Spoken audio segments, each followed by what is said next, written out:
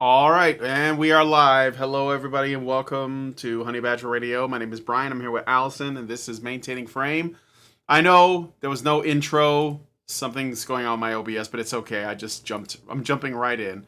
Now we're going to talk about. Well, it's just called. We're talking about sex bots. We're not actually going to be talking about sex bots that much. Sort of. We're So sort of going to be talking about sex bots. I mean, sort of, Sort but of. not. It's not. It's not the purpose of the show.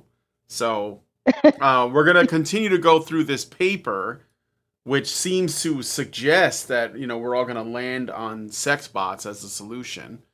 Um, Mm. I mean that's what it seems to be pointing to. Mm-hmm.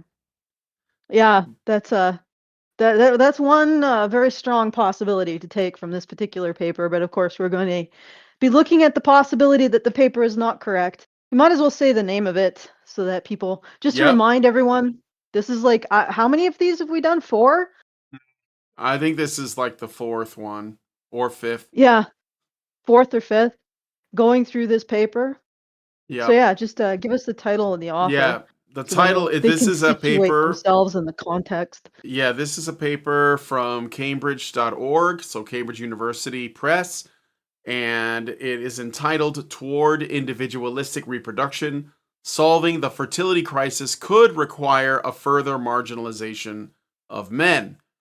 Mm. Put together by Mads Larson, Leif Edward Ottoson Kinnear, and Marianne L. Fisher. And we have been basically going through this for multiple shows. I think right now we are at the male marginalization and demotivation chapter. That's where Mm-hmm. we left off. So we're getting to the point now where Yep. it's like, okay, so what's going on with the boys now that we've determined that women just aren't finding men that are good enough? Okay, we have that information now. What do we do with it? What's the solution? Mm. That's Yeah. basically What where are we're we at. gonna what are we gonna approach how are we gonna approach this issue of falling birth rates Yeah, without questioning any seems any sacred cows? seems God forbid important. we question. Yeah. Yeah, Forbid we question any sacred cows, any academic sacred cows. That would get us a visit from the feminist mob if we ever were to true. even suggest it. But anyway, so I'm going to suggest if you would like to feel up some sacred cows, you Or can what? send that your what? Sacred feel up. Did you say feel up some sacred cows? Yes, I Okay. did. All right. I'm just making sure I heard what I heard. you can you can send those comments to feedthebadger.com/just the tip.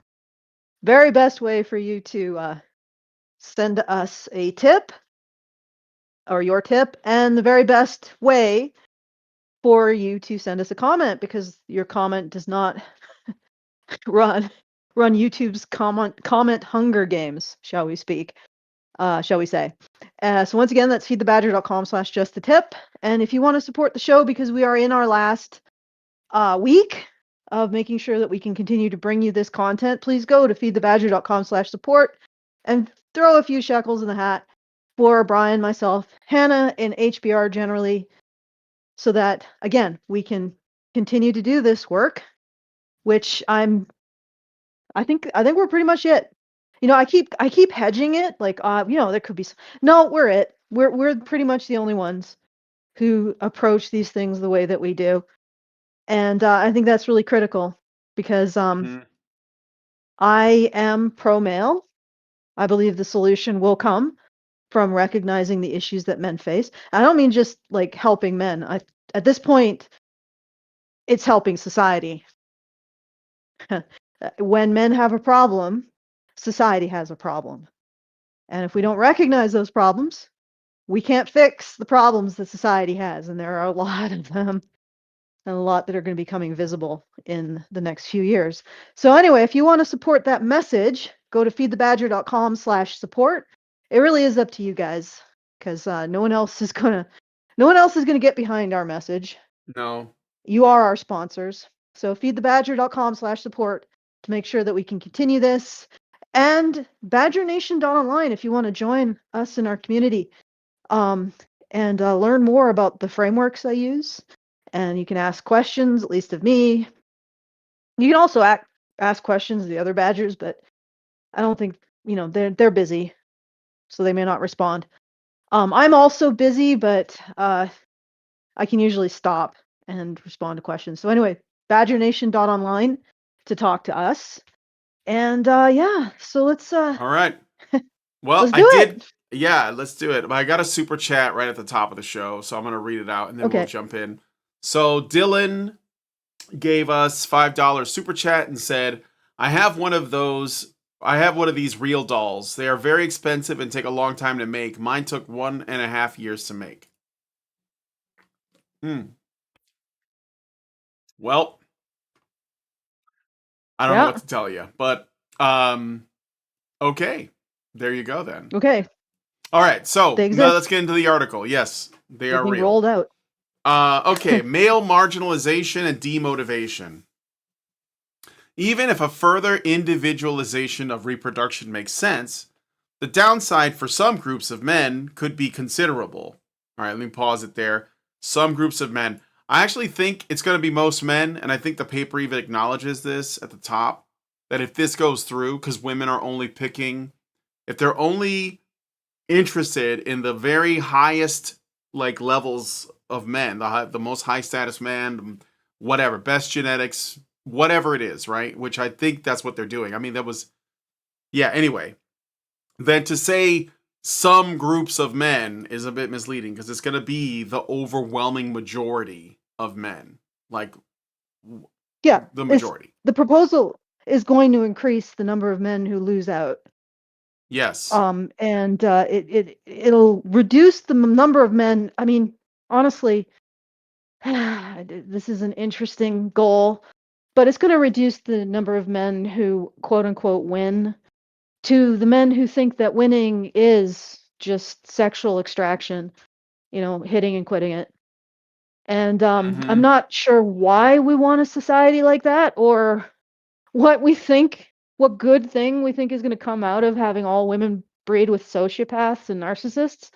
But yeah, okay, so yeah, we're going to be rapidly devolving the species because again, the men who will not be disenfranchised by this will be the guys who don't have they're not going to offer provision, right? They never were. They have no interest in being custodial towards their families in that way.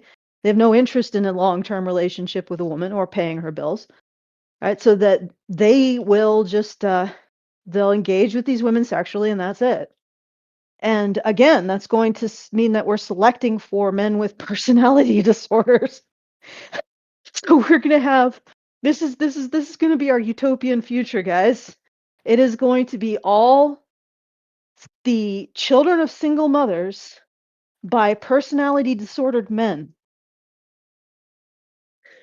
My prediction is Well, that we will be at about chimp level in about 4 generations. it's definitely going to get We'll us lose the closer to ability to use language. that brave new world future maybe. I Yeah, mean, where if everybody's going to be born in test tubes and stuff. yeah. I Um don't know if that doesn't seem to be where it's going. Where it's going is that the male taxpayer should basically just work for the state. So you guys are not you're going to be like 110% tax.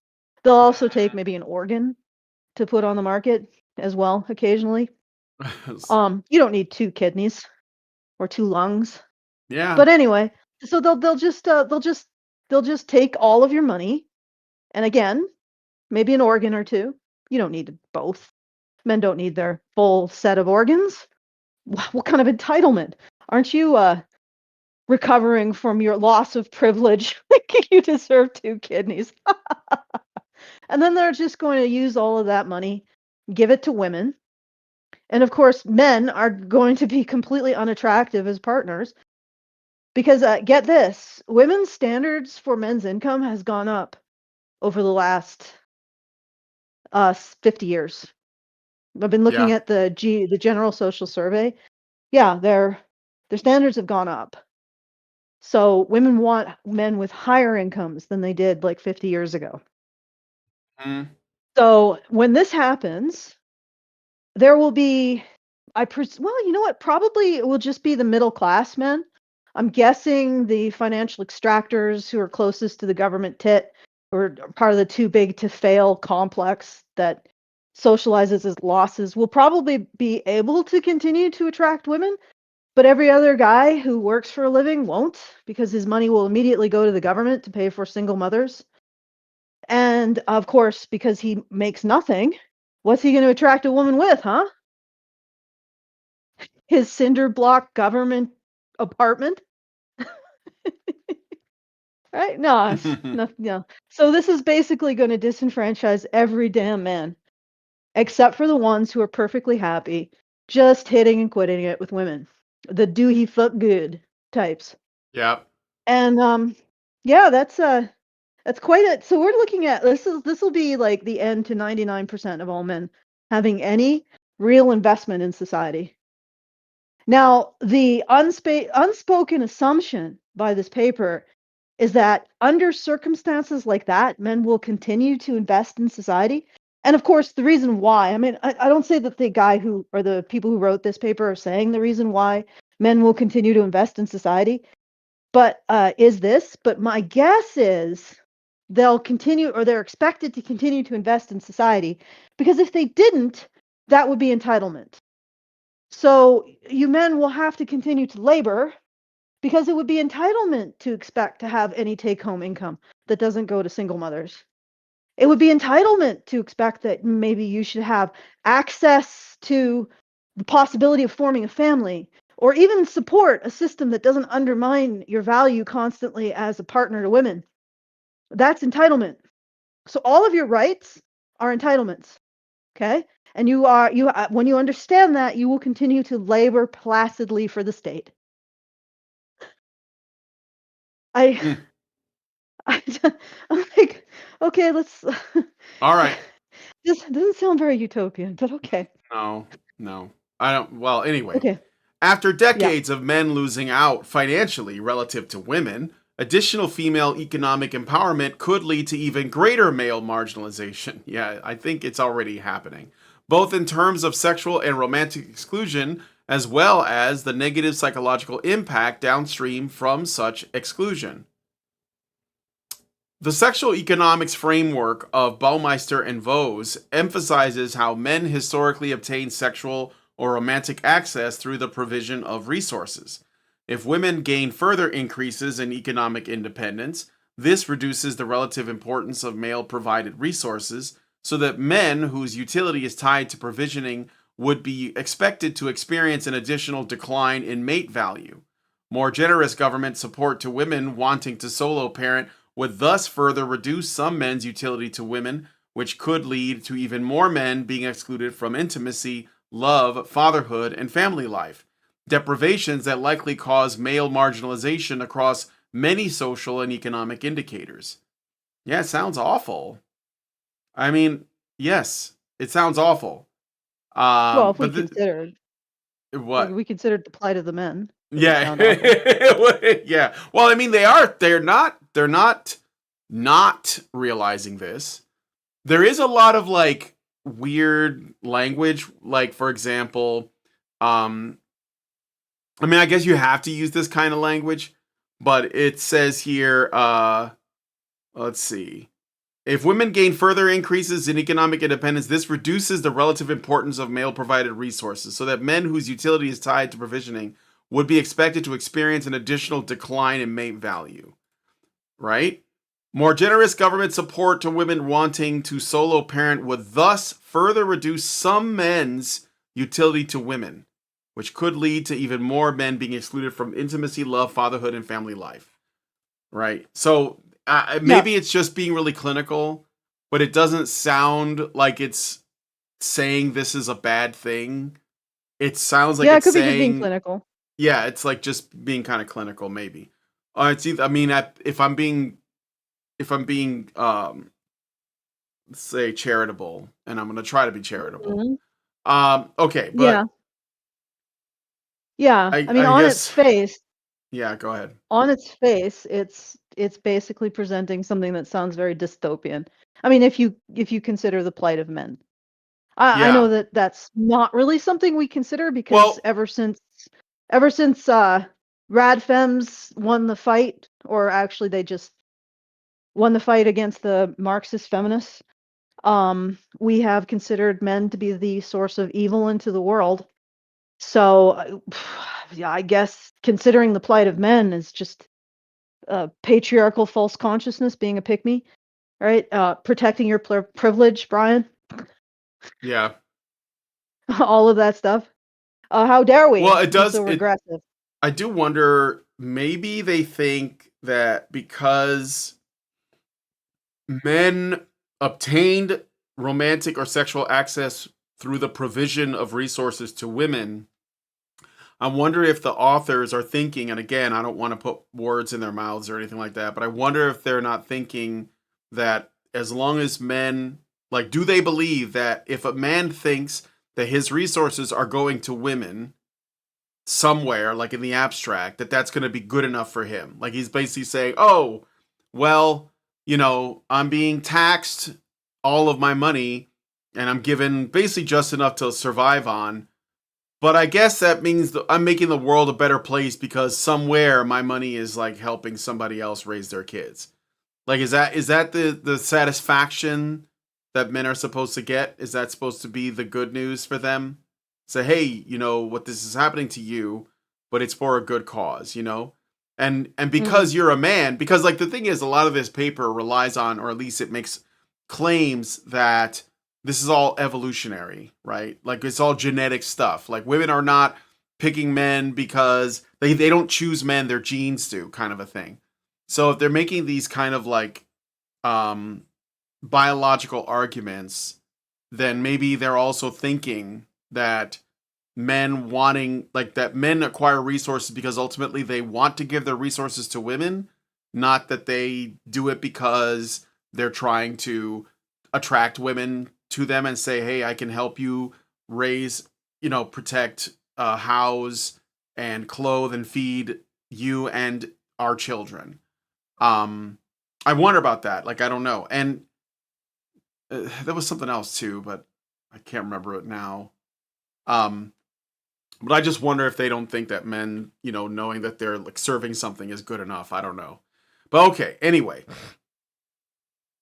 uh so I guess we'll get into well, the next. if you Yeah, look go at it ahead. from if you look at it from the conjectural perspective of how this concept of patriarchy evolved, then up to this point, men have extracted reproductive value out of women the way capitalists extract labor value out of the proletariat. So, I mean, from that position, you could just argue that men have no right to have an invested interest in the reproduction of a particular woman because that is oppression, right? I Yeah. mean, that's essentially that was the argument, really. It was that radical feminists said, no, it's not capitalists who are the source of all evil, it's men. And then the Marxist feminists were like, yeah, that sounds true. I'm going to try to derive it using dialectical materialism. And then the Marxist feminists failed and they just dropped the subject. And then the rad fems won. I mean, they didn't argue over the fact that men were the source of all evil. They were just Mm-hmm. like the Marxist feminists were trying to derive it from Marxist conjecture, and they failed. So they just dropped the Marxism part and kept the patriarchy part, and then invented standpoint theory to explain why they didn't need to prove that patriarchy existed or derive it from Marxist theories, because women's ways of knowing means that they don't need empiricism. They don't need objective facts, right? They don't even need the material dialectic. They just need feelings, and that's all they need. And that ipso facto, men are the source of all evil into the human race since the dawn of time. Yeah. And if you acknowledge that, if you accept that, and we all do because we're good people, right? The only people worth listening to, uh, then again, men have no right to have an vested interest in women's reproduction. That's oppression talk, Yep. guys. And from that, obviously, since your wage is how you oppress women, the only true way you can exist as a man is to give up your wage entirely to women with no expectation of any kind of return. And yeah, you're right, Brian. What you should feel as a man in this process is a warm satisfaction while renouncing your masculinity, which is any claim on women's reproductive labor as a result of your provision and all that traditional satanic masculinity. You renounce your masculinity and you feel a warm contentment that your money is going where it should be going to a random woman you will never know. So she can Exactly. have children with Tyrone. Yep. Uh, Or whoever. or whoever. Or just like the, like I think that what it sounds like anyways is that the and maybe I'm wrong because it's been a while since I read the earlier parts of the paper, but wouldn't it be the case that women that use this initiative to have children, they wouldn't know who the father is either? So it would just be like, father, I don't know, 101B or No, something. no, no, no. No? No, the authors of the paper went to great lengths that women should be able to choose. It seemed to justify women's sexual choices, Yeah. right? Oh, I see. And that these are genetically advantageous choices for women, even though they're not having Yeah. babies with them. Yeah, yeah, yeah. So it honestly, you really have to prove that these are actually genetically advantageous choices for women. Because if you freed a truly promiscuously reproducing female half of a species to do what it wants, it should be producing more children. So if you say that women's sexual reproduction has been constrained by patriarchy and we've now liberated it into its true promiscuous form, the baby making should have increased. It isn't. And I would posit that these women know these men that they're having sex with are not good fathers. They find them entertaining. Mm-hmm. They do not want to reproduce with them and have said so themselves. I'd like to point that out, that these women consider abortion critical because they do not want to reproduce with the men that they are having sex with. So that would suggest that these men are not actually considered genetically superior. On some level, these women recognize they are not genetically superior because they're not having children with them. And all of this proposal rests on the notion that patriarchy somehow constrained the naturally promiscuous female animal from being able to just hump whatever she wants and get pregnant and raise her young, that like human young learn to walk 10 minutes out of the womb, or they're like a chimp baby, they can just cling to the fur of their mother.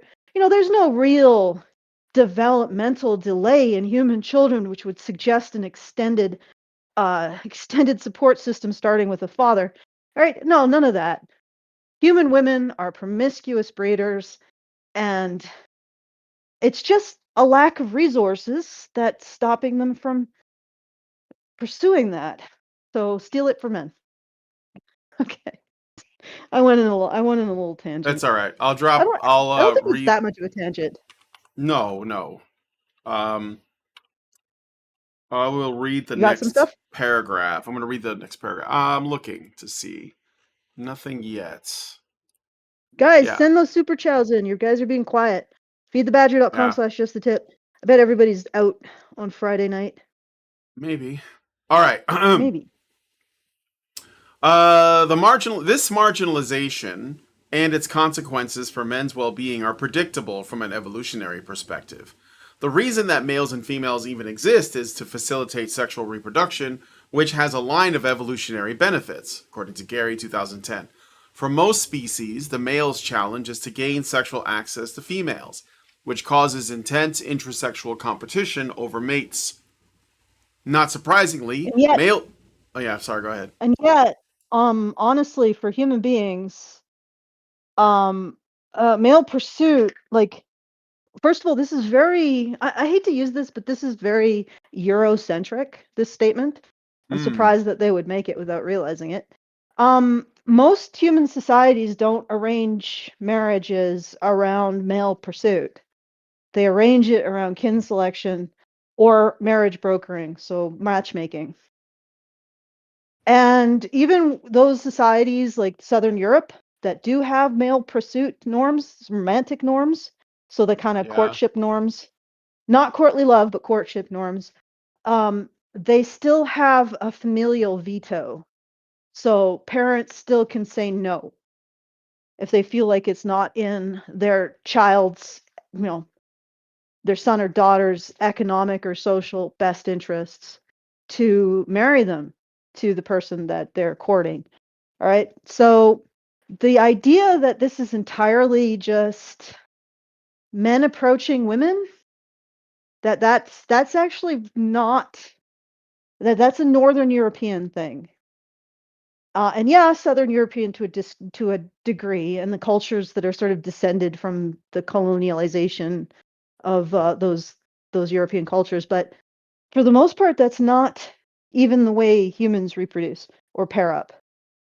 Okay. Now I want to put that forth because I have been looking at this very carefully. So to say that it's about male pursuit to females, not even really true about with for humans, right? It's just true like Northern Europe. So Northern Europe is the only place where you see that just straight on, like men approaching women, initiating a romantic courtship, that kind of thing. That's it. So to just flat out say that this is the way humans do is wrong. It's not. Um, it's the way Northern Europeans do. And I'm not saying that it isn't a resilient mating sort of or a dating kind of arrangement or courtship arrangement, because it seems to be, but it isn't universal for humans, right? This is something that actually has evolved later. And I don't mean evolved in terms of genetics, I mean in terms of social systems. Like that model is, it might have been somewhat in play in like Roman culture, but that model is like it's co-traveling with the church, so it's only maybe a millennia old, right? So at Yeah. least widespread. Okay, so I'm like, yeah, I think you're overextending here. And if that's not the case, then you can't make this one-to-one comparison between, I don't know, humans and taupe antelope, right, with their mating mounds, and a male just controlling their mating mound. It's just it doesn't. Humans don't do that way. I just wonder if the evolutionary argument is this, I don't know, like settled in terms of science, where you can like make these No. pretty like massive, um, well, propose, you could propose potentially massive changes based on, I guess, evolutionary biology, evolutionary psychology, whatever. Yeah, I just wonder about that because it seems like this is a lot to try to take on considering we don't know for sure. I don't think it's going to work, but I'm a man. What do I know? I got a super chow, sorry, from Richard Bier. He gives us $5 and says, there is already a plethora of men gravitating towards the lowest level of work they can earn just so that they can earn just enough to survive in their minimally furnished apartment where they have just a TV, a game console, and the one chair. Yeah, we've talked about the men leaving the workforce article. I think it was earlier this week. So Mm-hmm. this is potentially related to that. Um, and yet again, we're treating it like this is just like where it was always going to go. And that's the part that I guess really gets under my Irks you? skin. Yeah, because you could, I mean, look, in theory, okay, you could construct this situation and like just start it and then nudge people on their way and they just follow this down and they are just sort of like, you just keep them corralled on this path, and then when it like gets to the point where it looks like this, you release a paper and you're like, well, it looks like things are really bad, but hey, we got a solution, and it involves like a massive overhaul of the way we've done things for millions of years because it's time to change it now. And I'm just like, but this is like a recent problem, right? So why do we act like it's always going to be this way? Maybe I'm wrong, but it sounds like, it's like, well, this is where it was always going to go. And it's like, yeah, but how did this happen? It seems like there's something about it that is going against our nature. And it's using our nature as the argument to support an argument that it is our nature, but it just doesn't seem to be. I don't know, maybe I'm wrong. I don't know. I'm not an expert, but it's suspicious to me. But okay. Not surprisingly, male psychology is strongly shaped by having to succeed in this reproductive contest. After all, the purpose of all life is to replicate DNA. It is why our organisms exist. Dawkins, Wilson. When men experience failure at this most foundational task, their psychology should have a strong negative reaction, preferably to motivate more successful mating strategies. Okay. So they're saying when they fail at this, their psychology should have a strong negative reaction. So they should have a negative reaction, and then that should motivate them to do something better, to basically to get good, I guess, at mating strategies. Do you want to say anything about Yeah, that? yeah, Yeah, again, this is I mean, if you're gonna do the one-to-one comparison between promiscuous mating systems in the wild and humans, then you've got a whole bunch of kin selection and marriage matchmaking cultures to get through before you can really make that claim. Because this is yeah, basically, well, Northern Europeans sort of resemble the Topi antelope promiscuous mating system. Therefore, it's like, well, you've got a lot of assumptions there that you haven't checked and actually thought about. I think I'm basically saying what you said, except yes. in more Allisonese. All Okay, right, back to let's it. yeah. All right. However, if pair bonding comes to be experienced as out of reach, regardless of effort, we should expect adverse consequences for men's motivational systems. This process could help explain why, as relationships have become less attainable, some men withdraw further from social life, strive less for success, and experience worsening mental health. Research suggests that men suffer more adverse effects than women from lacking a partner.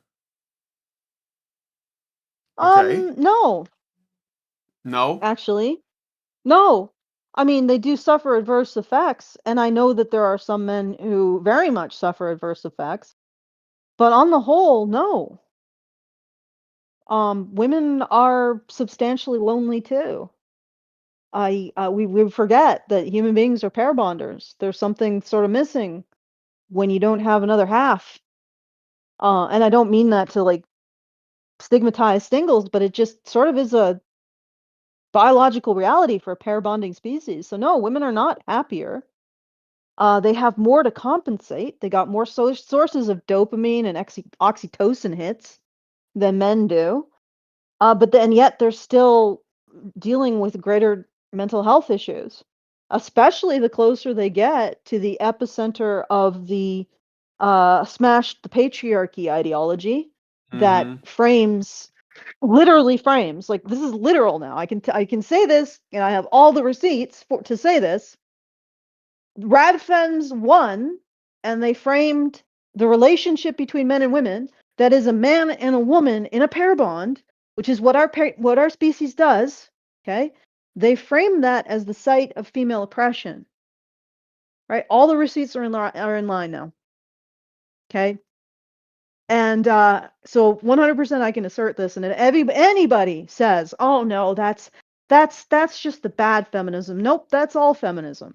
That is the feminist inheritance from about 1984 on, because that's when the entire discussion stopped, and it was just decided, and I mean decided. It was never proven, it was never derived, that the site of women's oppression was their relationships with men, their sexual and romantic relationships with men. That's where it was situated. I think it was McKinnon. Catherine Believe I McKinnon. said that. Yeah, Catherine McKinnon, that said that sexuality is to women what labor is to communism, is to Marxism. Yep. Okay? Right there. Right there. And the closer women are to the epicenter of that corruption, and it's like every single bit of feminism now, guys, is rad fem. Every single bit of it is radical. You know, and I had this really interesting conversation with my father once, and he told me, because he was part of this whole my mother was a feminist in the 70s. She got over it, right? And he told me that while he was like helping out with this stuff, at the time, people didn't believe in patriarchy. Like patriarchy conjecture was not a thing, right? The average person did not believe that men oppressed women, and that the site of female oppression was in the relationship between a man and a woman. This was not a common belief.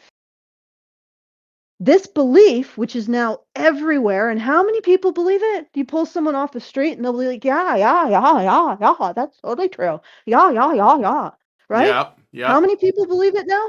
That's thanks to the rad femmes. And the rad femmes are all of feminism. 100% of feminism now believes that the site of oppression for women is in men. And the closer that women are to that particular framework, the less they bond with men. What a shock. I mean, is anybody surprised? Right? Is anyone surprised? The closer they are to that I'm ideology, surprised for one. the less they bond with men. And get this, guys, the more likely they are to be on SSRIs, the more likely they are to report mental health issues.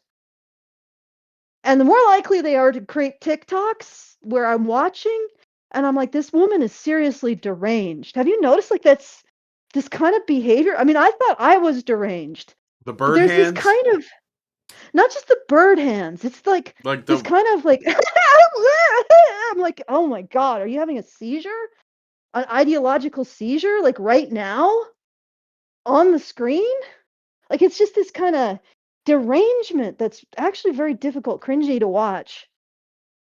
I apologize, guys, because I was just cringy right there. I got too much into it, but it's like you've seen these TikToks where I've it seen some, feels I like think. Yeah. she feels like the woman is like um one irritation from snapping and like biting the heads off of chihuahuas or something. Just like just on the edge of complete derangement. And it's like they have this emotional affect where it's moving all over the place very quickly without a sense of any continuity. And I'm like watching this and it's like this is cringingly deranged. It's not even Yeah. amusingly deranged. It's like horrifyingly deranged. You know, I will show you an example. You guys can show the audience so they know that I'm not the one who's making this up. But anyway, the closer that these women are to the idea that men, the site of female oppression is their relationship to men, the more they're on drugs to control their mood disorders, the more mental health issues they report having, the less actual relationships they have, the more they're basically compensating with, I don't know, ideological fever for having anything worth having in their lives. So it's like there's this is a suite of things that travel together. So when they say that women are better off when they're single, I don't think so. I don't think so at all. I think, and the other thing is, I think men are much more capable of saying, this is the problem. Whereas women, of course, have they've been swallowed this idea that the relationship is a problem and not a solution. And if they actually question that, then they are going to be kicked out of the sisterhood. right? I mean, like, what does the sisterhood actually do for anyone? But whatever. So they're going to be kicked out of the sisterhood. So they will swallow all of this, even if it makes them miserable, and they'll lie about being miserable, and they'll lie to themselves about what is making them miserable. So when they say, "Oh yeah, women are fine being lonely," are you sure about that? Are you sure? Because I can show you some pretty deranged shit. Okay, let's All right, read I some got more. it. Yeah, I got a super chat, and then I'll read some more. Sig Magri 3236. I don't know who this is. I think it's a new person. They said for $2. Hi guys, listening and learning. Thank you, Sig. I'll just call you Sig, okay? Mm, Appreciate the super chat. He's on the vertical, so. All right, mm. let us Hello, vertical people. Yes, hello vertical people. Let us continue. Yes, the vertical is working. Um. Oh, good. All right. So, where was I? However, if pair bonding comes to be experienced as out of reach, regardless of effort, we should expect adverse consequences for men's motivational systems. Yes. This process could help explain why, as relationships have become less attainable, some men withdraw further from social life, strive less for success, and I already read that part, experience worsening mental health. Research suggests that men suffer more adverse effects than women from lacking a partner. Living in an environment that has an abundance of single women, a mating morality that impels self realization also through uncommitted sex, and dating apps that muddle the line between short and long term mating seems increasingly challenging for excluded men. Research on incels shows that them having low mate value does not motivate a stronger long term orientation, which would be the adaptive response. In fact, they desire more partner variety than other men. Penke et What? al., that's what they're saying here, I'm going to look it up, warned against the mental health consequences of if more low value men are motivated by today's hookup culture to try to fulfill their innate desire for partner variety. But the thing What is is, the they're saying that this research on incels shows that them having low mate value does not motivate a stronger long term orientation, which would be the adaptive response. In fact, they desire more partner variety than other men. So they're saying if you were an incel or you were like low sexual value, then the thing that would normally be adaptive to your to basically improve your odds is to move away from trying to hook up and towards like committing to one person.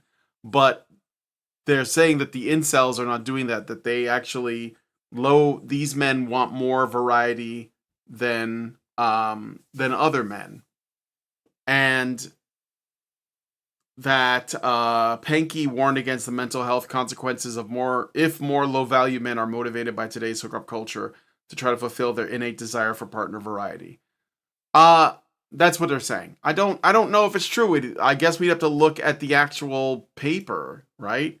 Do incels want um yeah, Costello, W, Rolone, V, Thomas A, G, and Smith. Levels of well-being among men who are incel, evolutionary psychological science. And as a Google Scholar link. So I'll just look here. Um Levels of well-being among men who are incels, involuntary celibate. I can't believe we're already doing papers on incels. That's crazy. But I think what if it's not because they just want a lot of variety? What if it's because they just want to like I don't know, improve their odds as much as possible? So they're just open well, to multiple women to it talk could also to? be the effects of depredation, right? Deprivation, yeah, Um, yeah. yeah, so it's just the fantasy of plenty. That doesn't Yeah. mean that they're gonna turn their nose up at a woman who's interested? What? No, I don't think so. But I don't No, know. no, I don't think so at all. No, I don't think Right? so. Okay.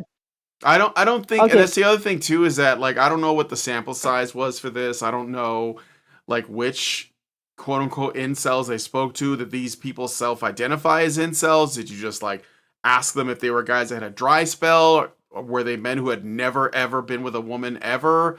Like they only know, of women through the internet or porn consumption or prostitution, like whatever. Is it just that? Because like I don't know. I just this raises more questions than Yeah, answers. more questions. Like Yeah. this is creating more questions. Yeah. Okay. Okay. Let's Roboto. I I'm will gonna do keep. my analysis All right. and then I'll give Roboto you guys gives. all a heads up what's going on. Yeah. Roboto gives us $1 on Rumble and says a lot of Western modern women are claiming Islam only to then try to become an apostate. So is real Islam the answer for feminists who claim Islam as feminist? Um, Islam is the most feminist religion. I'll just say that. But I don't know that other feminists would agree to it. And I think ultimately Islam, like any other organized religion, could still fall victim to the same gynocentric tactics that put like the West in this situation. So I don't think Islam is safe from feminism. I think that they're more likely to push back, but I don't think that they're immune, you know? I mean, look at like say let's say that you think that it's just Christian countries that are affected by this stuff. Look at India, which is a primarily Hindu, right? I believe, and it's Mhm. Muslim, and they have big feminism. Look at places like Korea or Japan, which are primarily, Buddhist or Shinto or something like that. They have big problems. Like Japan is worse than you think, not as bad as South Korea, but worse than you think. I think China has feminism, but I don't think that China talks about it much. They don't want people to know. Um They're probably I dealing with I it though. I think Yeah. China has more of a very it has like a really strong status kind of culture. Hmm. Um and I won't get too much into it, but yes, Korea has a feminism problem. However, that feminism problem was an import from the West during the Asian Yeah. financial crisis and a component of being helped out, of being a debtor nation. So the reason why, for example, Gulf states, Middle Eastern Gulf states still keep their custodial laws and their which support the kin selection is because they're not debtor nations. They are creditor nations. Whenever the Western creditor complex gets into a place, they install or somehow feminism is a co-traveler of the financial things that they create. In Korea in particular, they had to smash this social and political and legal role of men as providers in order to fire the workforces of these family run cartels and turn them into assets to sell globally. And that required getting rid of the custodial laws, and it also imported this radfem relationships with men are the site of female oppression. So yeah, all of these places have feminism, usually as a result of it being imported along with a whole bunch of international development bank loans.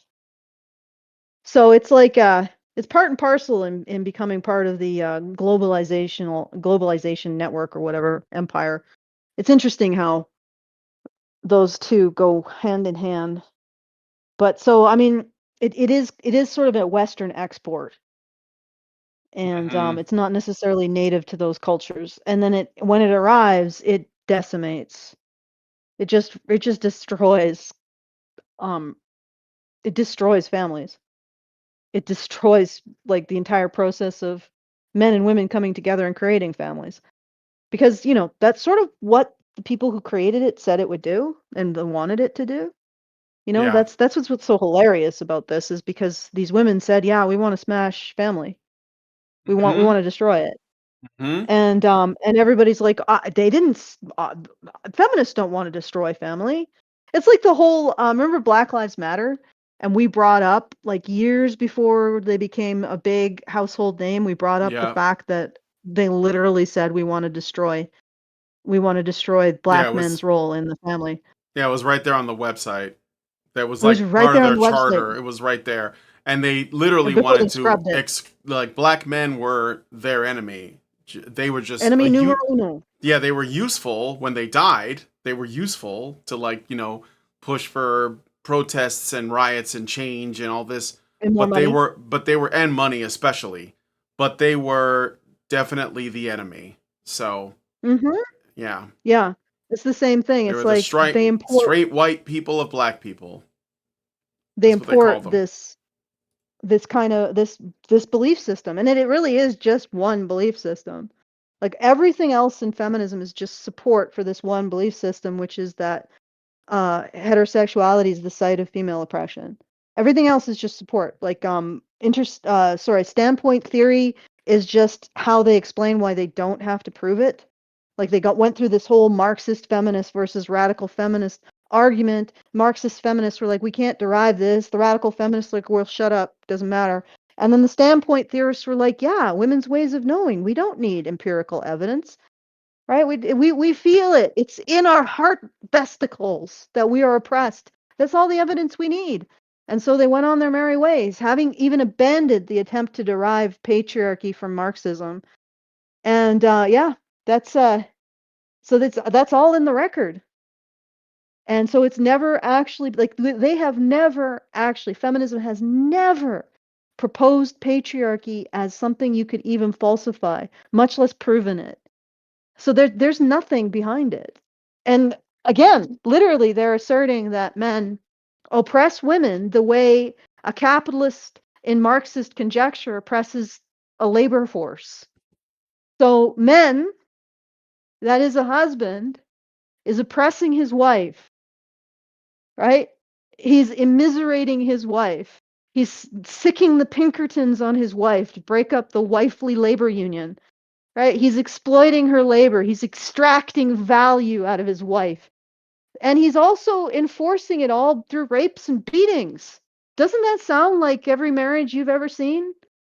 It's just really unfortunate that women tend to beat men more than the reverse. That's just they keeps coming up every time they check.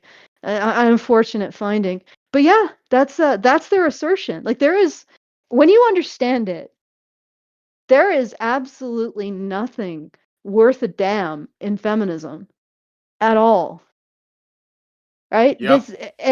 And the thing is that what's really hilarious is having gone through this, I've realized that Soviet feminism and Japanese feminism prove that even more. Because you could promote women in the workplace, you could promote women's education, and you don't have to say crap like the relationship between men and women is the site of female oppression. That's not necessary. So even if you regard a franchise of women or women in the workplace or women in education as a necessity because of changing economic norms, whatever, you don't have to do it with a vehicle of regarding men as the oppressors of women. It's not necessary. So they just went the extra hideous bad faith, demonizing mile in the West. They just went that extra mile. Just to, and what really astounds me about this whole thing, and again, this isn't Soviet feminism. They just stopped with emancipating women to go into the workplace, and I can't believe that I'm crediting Soviet with anything, but yes, right? They just did that. It was Western feminism. It was the feminism that rose out of women being granted the greatest amount of leisure, financial stability, security, and comfort in all of human history.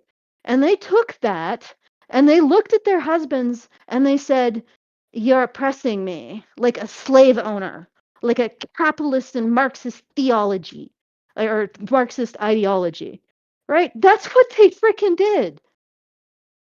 Yep. Like, yeah, and it just astounds me that these women, lives of leisure, and the thing is that they could have gotten a library card. They could have taken adult learning at college, right? They could have availed themselves of all kinds of entertainment that was at the time soap operas, for God's sake. Why do you think they started then? Right? Because these women needed entertainment. They could have done all of that. They could have enriched themselves with their leisure. Instead, They could have done what the men in Athens did, created a whole new basis of philosophical thought. Instead, they turned to the men giving them this leisure. They called them their oppressors. They went that extra mile in the West. The extra mile. I just like it. Just I look at that. I'm like, how do you? How? How do you do that? How does that freaking make sense? This man who's busting his ass off so I can have 8 hours of free time a day that nobody else has. And that's still true for homemakers today. So no doubt it was true in the 50s, if not more so. Right? Homemakers today work about 10 hours, 10 to 20 hours. So it's a part-time job, if that. And it's a part-time job that they control every hour of. They decide what they do every minute of their day. And yeah, everybody else has to work twice as hard. And these are the women. Like, it's not the working women who did this. They were busy working. It's literally the homemakers who cook this shit up and then inflicted it upon the rest of society. The house concubines, created by the Madison Avenue concept of a luxury good as a stay-at-home woman. Right? This is them. This is their hoof prints. I don't know what to say. I'm like, I guess what we should do going forward, guys, is never give women that much leisure again. It doesn't work out. Okay. I'm done. Okay. Okay. Yeah. So this is, I guess looks like it's a quote from, I don't know, it's just a weird paragraph. Okay, so I think this is a quote from the thing about the mental health consequences of more low value men losing access, basically. Since short term Okay. mating tactics are approximately more rewarding and ultimately more adaptive for men than for women, and since, as a consequence, women become especially selective when choosing a short term mate, only a small fraction of men with extraordinarily high mate value will be able to successfully pursue a short term tactic. According to the motivational mechanism proposed by Allen and Badcock, it's unfortunate. Short term strategies should be avoided as a consequence of depressive affect. This interpretation is consistent with the literature on depression, which is often triggered by failure in courtship, relationships, or status driving. We therefore predict that many men could face even poorer or fare even poorer if women further emphasize short term strategies as a consequence of being in a stronger position to reproduce without needing a partner for economic and other support. Women may choose to become pregnant mostly with the most sought after men, even if these are unwilling to pair bond. A more extreme view is that perhaps men should not have to pay child support, particularly if experiments show that women are mostly interested in having children with the most compelling men, and those men are not willing to participate if it entails an economic downside. These would be drastic measures, but we believe they could be justified by the existential stakes of solving the female choice fertility paradox. Do you want to say anything to that? Have I not said enough? I mean, I don't know. This sounds like it's going to be way more disastrous than they're saying. I mean, women may choose to become pregnant mostly with the most sought after men, even those are unwilling to pair bond. I don't think I don't think that's how it's going to work out, though. I Well, don't I think guess the assumption is if you pay for the entirety of the reproduction for raising of women. the yeah, then Yeah, they'll and do it. also that these women, they have a child and they're completely set for life, and then somebody else can do it, right? They can drop the kid off and someone else actually raises it. That Yeah, the women will actually get pregnant with these men that they're already having sex with. yeah, And then, I mean, ultimately the question becomes who pays for it. But that doesn't matter. I guess they think the government, but they don't realize that the government it has to come from somewhere. Yeah, it Yeah, comes I from don't men. like. I mean, I've said multiply that this is not going to work, but yeah, like I don't know what else to say. It's just it's a horrible idea. The individual who wrote this says that this is just opening Oh, the discussion. So yeah. Okay. To okay, make wait. This what would be drastic measures, but we believe they could be justified by the by the existential existential states of stakes of solving solving the female choice fertility female choice paradox. fertility paradox. What is the female choice fertility paradox? Or is this like a new phrase that's being introduced? Let's see. I think it was talked about earlier in the document, but I will just look it up. The Yeah, female let's see if we can. choice fertility paradox describes a phenomenon where women in gender equal, resource rich societies with economic independence and effective contraception tend to prioritize short term, non bonded mating strategies over stable pair bonding, leading to lower national fertility rates. So yeah, I think it's basically talking about like in these like Nordic countries where they supposedly fixed equality the best. Women are having fewer kids, and they have like economic independence supposedly and effective contraception. And Uh, nowhere in this question is telling women that heterosexuality is the site of female oppression. Like not that's the radical lesbians, well, but the relationship, marriage is the site of female oppression. Nowhere do they consider that as a possible point of why women aren't getting partnered and thus not having children. Nobody even thinks about that. Like this is the I astounding don't, thing. We have I don't. a group of people who've Mm-hmm. literally said they are going to destroy relationships forming between men and women. And they introduced this concept that marriage is a site of oppression for women.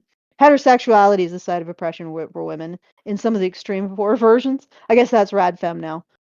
Um, so marriage is the site of oppression, relationships with the men is the site of oppression.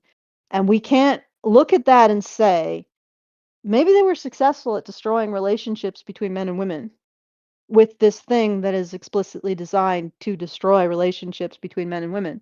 Maybe they were successful at that, and that's why in these cultures where that particular belief system is very prevalent, there is a lower fertility. Now, of course, every culture is really going down to that level, even further, right? And it also depends on the pre-existing mating regime or relationship formation regime.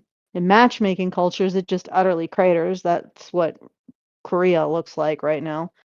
But like maybe we could consider that the reason why pair bond formation and thus the fertility that's downstream of marriage or even cohabitation is failing is because we have a whole bunch of ideologues telling women that bonding with a man is self-annihilation. Like, could that be the problem? Huh? Like, maybe. And not only that, but the ideologues who say that bonding with a man is self-annihilation also say, yeah, hey, we're after destroying human bonding, pair bonding between men and women. We're after smashing that. So yeah. Can we like pause and maybe entertain that possibility? No, of course, people in academia can't, because if they did, they would be visited by the feminist mob who would tell them, "Oh, that's a really nice career you got there. Be shame if someone would falsely accuse you of making a hostile workplace, huh? Wouldn't it? Yeah, that would be a shame, you know." So only edge runners, autist edge runners like me can say this stuff, and Brian. But he's not an Yeah, autist edge runner. He's a normal person. I think it's a. I I think don't it's mean. just a. No, that's okay. I'm okay with being normal. I think it's just a matter of incentives. That's the thing that I think is the problem here. The assumption is Mhm. that women women are not having kids in these what is the paradox again?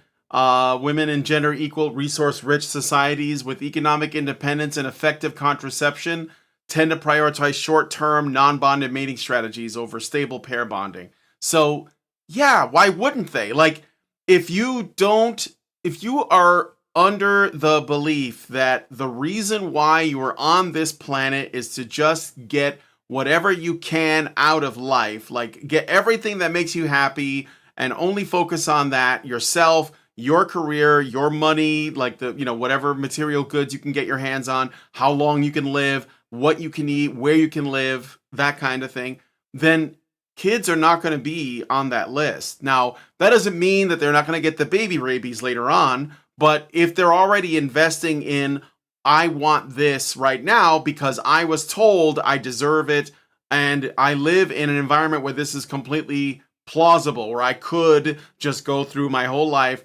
not look for a man, not want any kids, just make money, stack cash, buy the house, buy the stuff, get the car, and then just bang random dudes that I meet because I can and I don't have to stick around. Like, this is what we have incentivized because there hasn't been a focus or even a discussion or proposal that maybe some people, if not most people, want to start families, even the ones who don't know that they do yet. Like there's probably young men and women that are just like, oh, I don't want to get married, but then they will in due time, they will have that urge and they'll probably have missed their chance. And it'll be another one of those things where, especially with women, if they put it off because they're like, well, they're being told by everything, like every message out there for women is, you're don't get tied down. And like you said, Allison, marriage and men are oppression. They are an obstacle. They are a problem for you. They're going to be, in the past, your mom, your grandma, your great grandma, they've had it so much worse. You are the most free a woman will ever be. Get the most out of it. And those women will go and they'll basically go into their 30s and they'll be going to the club every weekend, banging random strangers, not having kids because they're on the pill or whatever. And next thing they know, they're like 35 and they're like, dude, I really want a man. And there are none because those men have either gone off the grid completely or they found somebody else. And these women went and chased what they wanted. Like they were incentivized to pursue their material, carnal desires early on. So they did because there was no one telling them that may not be a good idea. And so they did that. And then they became adults. And now they're like, where are the men? And so this is the proposal. If you're one of those women that followed all that, you want a man, but none of them are good enough because you have been gaslit and psyoped into thinking that you're somehow better than 90% of men out here, then guess what? We're going to pay for everything. We'll just take it from the men that don't want to step up and we'll just give it to you and we'll use it to raise your kids. And you can go ahead and have kids with, Giga Chad over there and all he has to do is agree, I guess. I mean, this is like what I feel like is being proposed, but no one is asking, instead of like, what do you want out of your life? And I'm not even just saying this to women, I'm saying this to men and women. Instead of saying, what do you want to get out of life? Maybe they should be asking, what do you want to give to the world? And that is, well, I mean, I don't know that there's an Evo Psych paper that's going to answer that, but I do think it's something people should think about. And unfortunately, no one is being asked to, especially women. They're just being asked what they want. And then it's like, well, and no matter what it is, it could be a 12-year-old girl. We can get to the point where there'll be 12, 10-year-old girls. And we'll be like, what do you want? And they'll be like, a pony. And then we got to like open up a new government, ministry of ponies to give these girls ponies because they want ponies. And we're going to make men pay for the ponies. Even though those girls will grow up out of it and they'll be like, I didn't really want a pony now that I'm grown. But because we listened when they were 10, well, guess what? We're taxpayer funded ponies for all the ladies, all the young women that want them. That, I guess that's what I'm saying. It seems like we're following the wrong signals. Like we're like listening to what women say they want. I don't think it's necessarily what's good for them or anyone for that matter. So I don't know if I'm making sense, but Allison, are you Yeah, well, it okay? isn't even what they want. Yeah, I'm okay. I'm just All trying right, to keep quiet, because I talk a lot and I'm still contemplating, being cringy. Um, but fair. well, the thing is that what women say they want, is it even what they want? Or is it what the sisterhood tells them to want? Honestly. Like Yeah, and the thing is that again, these are women that have been raised with the idea that being in a relationship with a man is self-annihilation. So the only thing to maximize is annihilating yourself, the best man you can get. And if you can't get a man who will make your girlfriends jealous, which means most likely that he's substantially, you're punching way up on the ladder there. And if you can't get that, then you might as well be single, which is what's driving this out of control hypergamy. And now we're going to just, under the assumption that this is actually going to create a positive outcome, we're going to feed it, we're going to feed a symptom of telling women that getting in a relationship with a man is self-annihilation, right? We're going to feed a symptom of handing the framing of men and women and the relationship between men and women to a bunch of women who said, yeah, we're going to destroy heterosexuality. And we just were like, oh, that sounds good. Let's do that. Like as a society, we're just like, yeah, that's wow, that's a goal. Let's pursue that.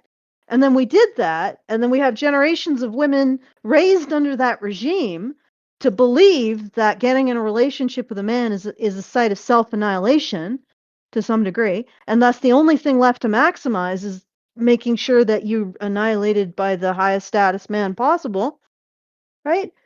And now we're taking what those women are drawn to as a symptom of being taught by a bunch of people that said, well, we're going to destroy heterosexual bonding, right?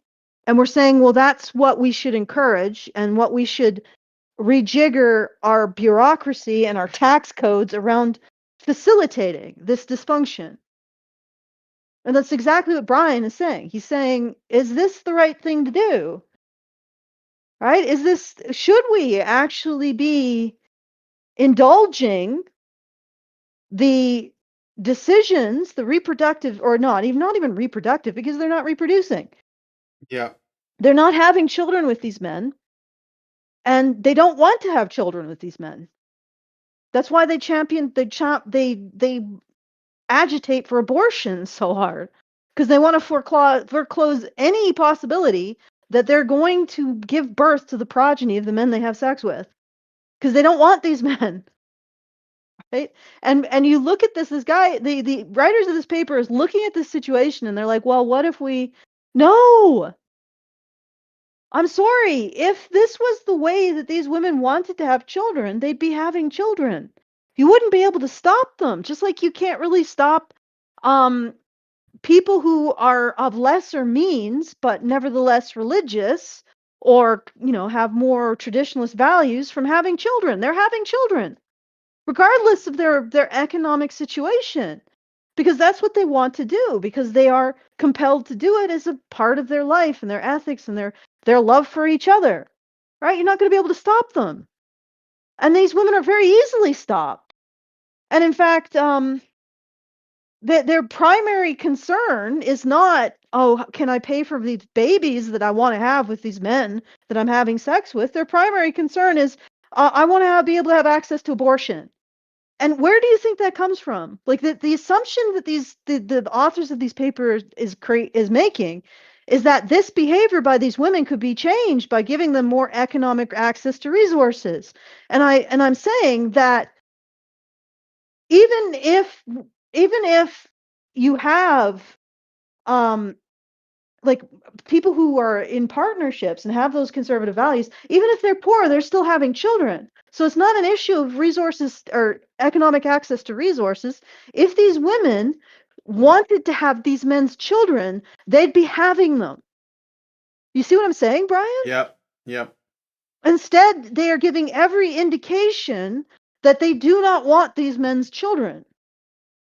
And no indication that if you plow more economic resources into them to the point where they no longer have to support themselves as long as they're having children, they don't even have to take care of the children, oh, suddenly they'll be having these men's children. But there's no indication that that's the case. They're giving every indication that that's absolutely what they don't want. Like, again, like if this paper was correct, these single women wouldn't be saying abortion is a sacrament. They'd be saying, give me money to make babies. Do you see what I'm saying, Brian? Mm-hmm. The thing that they would be compelled to do while having sex with these gigachads, so called, I don't think they are anything of the sort, nor are they alphas, but you know, if they were having sex and they were being compelled to have children with them, they wouldn't be saying, let us abort the spawn of these awful fuckers that we're having sex with for some ungodly reason, okay? They would be saying, give us money so we can have the babies we want.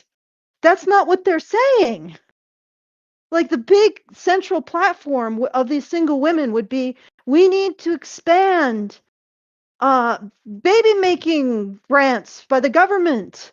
That would be their big thing. You need to pay for us to have these children. That isn't it, is it? It's you need to pay for us to get rid of these children. We don't want them. On some Yep. level, we're absolutely freaking genetically repulsed by the crap we're having sex with. Like I mean, at some point, you have to wonder. Like you really have to wonder at that kind of behavior. Like these single women, they're having sex with Giga Chad and they cannot get their asses to the abortion clinic fast enough. Is that the behavior of a female animal that's happy with what she did? I can tell you that wouldn't be the behavior of Topi antelope. So once again, they're assuming that the problem is these women don't have resources. But these women are smart enough that if they had this deep urge to have the baby be a single mom with Giga Chad's baby, they would be championing the very thing that these authors are saying. They would be out in the streets saying, larger baby bonuses, you know, like that kind of thing. You see what I'm saying, Brian? Mm-hmm. Help us. They would make that their next women's rights thing, is the Yep. right to have Giga Chad's baby. No, what are they out in the streets? Let me abort Giga Chad's spawn. I want it out of me, gone. Because they're repulsed by these men. And yet they still fuck them. What is this behavior? Right? Okay, this is deranged behavior. It's downstream of being told that you when you get into a relationship with a man, you are engaging in self-annihilation. That dysfunctional behavior that you're seeing from the modern woman is downstream of that. And again, if these people were right in this paper, abortion wouldn't be the sacrament. It would be public funds for Giga Chad baby making. Yep. It isn't. Right? And I want to drill down on that one thing. Right? If these women really wanted these men on every level, they'd be having their babies. They're not. So on some level, they are repulsed by what they're doing and who they're doing it with. Well, I think they also still believe that children is oppression because that's what I'm saying. Like before, when they're saying, well, why like this female choice fertility paradox? It exists because women have been liberated completely. So, or at least as complete as humanly possible till we get to the You know point what I where want to we say don't need before you women to continue? actually carry children either. Yeah, go ahead. Just don't call it liberation because it isn't. That's using their fucking empowerment and liberation. Somebody pointed it out in the comments. It's detachment. Yeah, Women are being detached. They're not liberated. They're being detached. Like you know, Buffalo Bill wanted to liberate women from their skin. sure. No, he wanted to detach women from their skin. That's what's going on. Women are being detached. Mm-hmm. I just feel like liberation and empowerment is just it's using their words and it's hiding what's actually happening No, because it isn't empowerment. no, I understand that. I'm big on not using their words. I'm using their word in this instance because I'm basically showing what the outcome or what the consequence of this effort has brought. So when I say they have been liberated, what I'm saying is that they have been pushing to detach women from their, from all of their responsibilities, obligations, duties, in the same way that men have duties as well. And so we have basically removed all of that. And in exchange for it, we're getting this now. So you can't really separate these things. But yes, I agree it's not really liberation, but it is like when you look at what these people's goals have for women's liberation, it is everything that has led to this point. So it's like saying, well, this is your idea. You guys thought you were liberating women, and here we are, right? But yes, I take that it's not the right word, but it is the word they Yeah, use. yeah. So I'm basically showing that this is what their goal was, right? Mhm. You can't But you interesting. you really can't liberate people from Mm. this stuff, Yeah, like well, men or you women. can't I don't liberate think. people. You can't. Well, you can liberate people from the standards that keep them healthy and sane, but Sure. then you don't create health or sanity.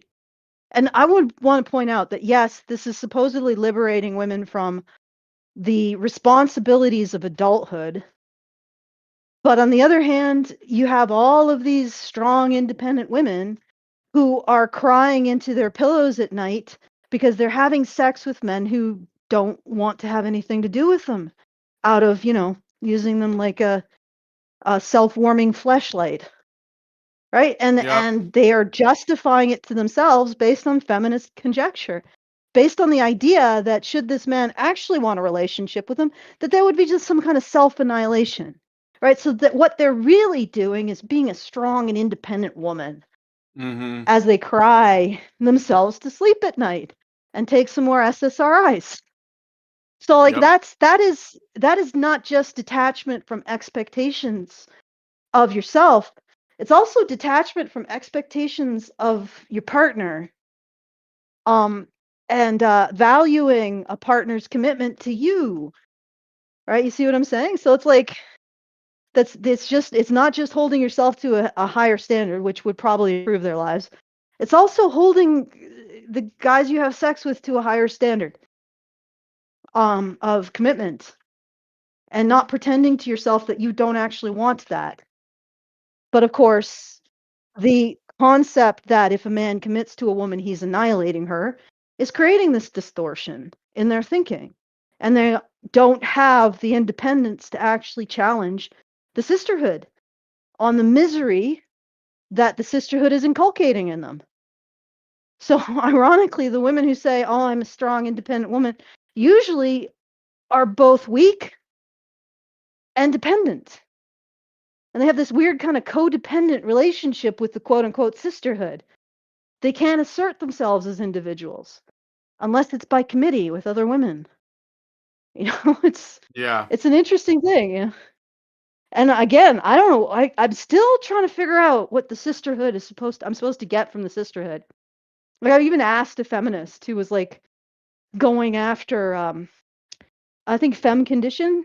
Do you know who I'm talking about on Twitter? No, I'm not on Uh, Twitter. she does some pro male tweeting, and of Mm-hmm. course she gets a bunch of like harpies descend on her, and one of the harpies did, and I went over and I said, they said something like, "Oh, you're betraying the sisterhood," and I'm like, "Well, what exactly am I as a woman supposed to get from the sisterhood? What's on offer here if I stop betraying you? What are you gonna give me? Let's bring it down to brass tacks. What's on the table? You want to make a deal? What do you have? Do Huh? you have wares? you know, and nothing. And I Yeah, of think I got course. some bullshit about how I owe the sisterhood, I should Mm-hmm. be eternally The fact grateful. that you're able to post on the internet, Allison, is proof enough of that you're benefiting. I thought you knew that. Yeah, because of course, in patriarchy, women didn't do social gatherings. They weren't allowed to talk to other women. No, men wouldn't let them do that. I mean, I can't believe that we're allowing them to do that now. Um, Okay. I got a bunch of super things to read out. I'm gonna read them before they disappear. Super friends. Super chats and chows and rumble rants. So Mr. Newbid gave us $5 and said socialist feminists saying that the solution is a completely capitalist transactional surrogacy system is wild. Well, it's not really transactional because they are taking men's money and giving it to women. So it's not really that different. Women just get to pick the temporary partners they want to bang. Um, they're basically, like I said, it's the end product of quote unquote liberation. All right, Nova Fan gives us $1 and says on Rumble, the paper is so annoying. Men who struggle in this world simply want to stop being attacked in all forms for just being a man. Most would be happy enough just being married to a mid-kind woman. Yes, I don't think men are that picky at all. Any woman can find a man if she wants him. Mm-hmm. Men, it's a much different story. Roboto gives us $1 and says, "Is it true that modern ladies love Drake, Usher, Chris Brown, etc.?" Oh, I don't know, probably, but that has more to do with them being famous. They don't want a guy who looks like Chris Brown. They want Chris Brown. You know what I mean? Mm-hmm. So, NovaFan21 gives us $1 and says, "As far as I can tell, the incels who want tons of women are jealous of the men on top of the dating pool. I want to suggest therapy, but feminists ruined it also. The whole thing sucks." Yeah, I think that's right. I think that incels might be going through a bit some FOMO stuff because they see like the top men and they're showing off their women. They don't really question how that happens, by the way. A lot of times these male influencers, these manosphere guys, those are not their girlfriends. Those are women they've essentially paid or done favors for to get in photo ops with them. So they create a scenario where there might be a bunch of women and then they'll take pictures with those women and then they'll share those pictures online and they won't even necessarily add context except, oh, here's me with a bunch of beautiful women, and the incels think they're banging all these chicks, but that's probably not happening. So yeah, be careful what you see online. Everything is fake and gay. So, except for us, we're not fake. Allison's a little gay though. All right, Xerax gives Yeah. us $5 and says, "This is Super Chow." So then the idea is they want everything all at once and nothing at all. They're not working to have kids with men who'd be fathers, and they don't want to be saddled with a progeny of men that are merely a fun time at a middle.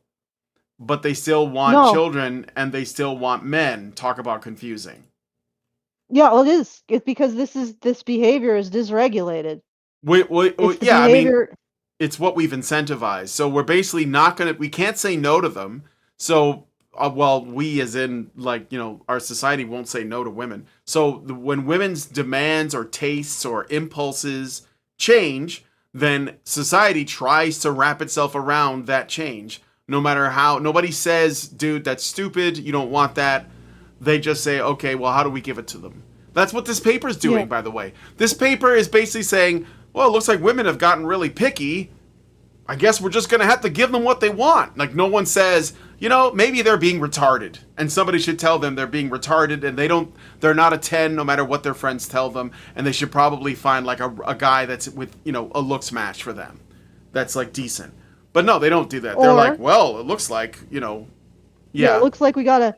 Or we could just challenge the idea that feminist warm tongue is pouring poison into the ears of women, right? yeah, And and of course, like you said, society can't say no to women. So feminists have found this perfect exploit. They just poison. It's just drip poison into women's ears about men, and we can't challenge that. We can't say, "Hey, let's stop doing that." See what yep, happens. yep." See if women recover. Maybe I don't know. What would be the equivalent for a woman, right? Equivalent to Let what? it let it do to having, oh god, the king, or no, the Stuart. No, the king. It was the king. Eowyn's father hold his sword, right, to remind him of who he was. Oh yeah, yeah, What's the yeah. equivalent for women? I don't know. Give them an Oh. apron and a baby. A bottle, An egg apron from an egg Italy. apron. Yes, yes. Yes. That's Do you it. remember what you Yep, lost, ladies? You remember what you used to yep. have? Here's A your man who would actually commit spatula to you? and your rolling pin. Um, Yeah. only for rolling, not for domestic violence. All right. Yes. Richard Bier Specify gives that. us yes. Richard Bier gives us a $5 super chow and says, maybe as the population declines, the avocado toast jobs will become a thing of the past, as there will always be necessary work to be done, and without a surplus of people to do the work, the make work jobs that are essentially additional steps in the Rube Goldberg machine that many workplaces have become will be streamlined out of existence.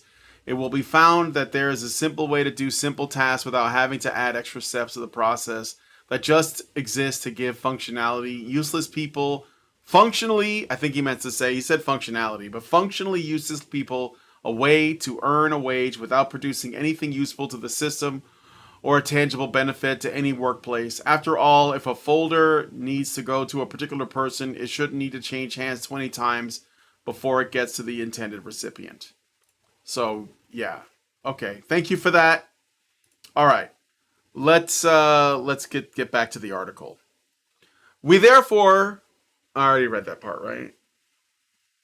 Yeah, so there's about the child support thing. These would be Yeah, drastic we're measures. down to the Yeah. next part. Okay. To To make make such such experiments. experiments more appealing to men, nations could present them as sex or gender neutral. Sex neutral or gender neutral to make experiments more appealing to men.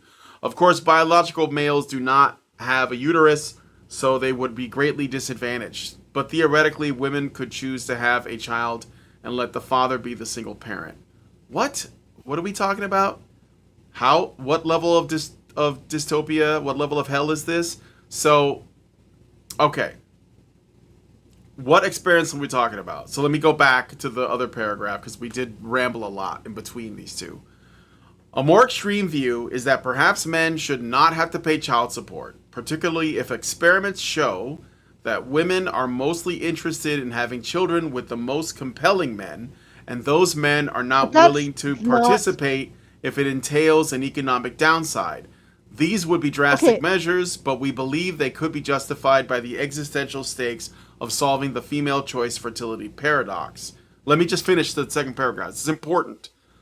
To make such experiments more appealing to men, to the experiment they just talked about, nations, so again, this is relying on government, nations could present them as sex or gender neutral, so not men. Of course, biological males do not have a uterus, so they would be greatly disadvantaged. But theoretically, women could choose to have a child and let the father be the single parent. Okay. That's the whole thing All in right. context. All right, that's where that statement came from.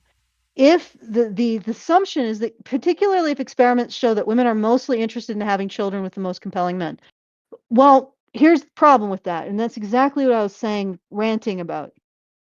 Again, if these women wanted to have Chadwick's child, right? They wouldn't be making abortion their sacrament.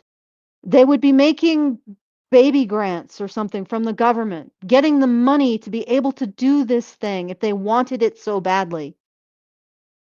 I think we can assume, based on their behavior, that that's not what they want. So these men are not getting these women to the point where they want to have children.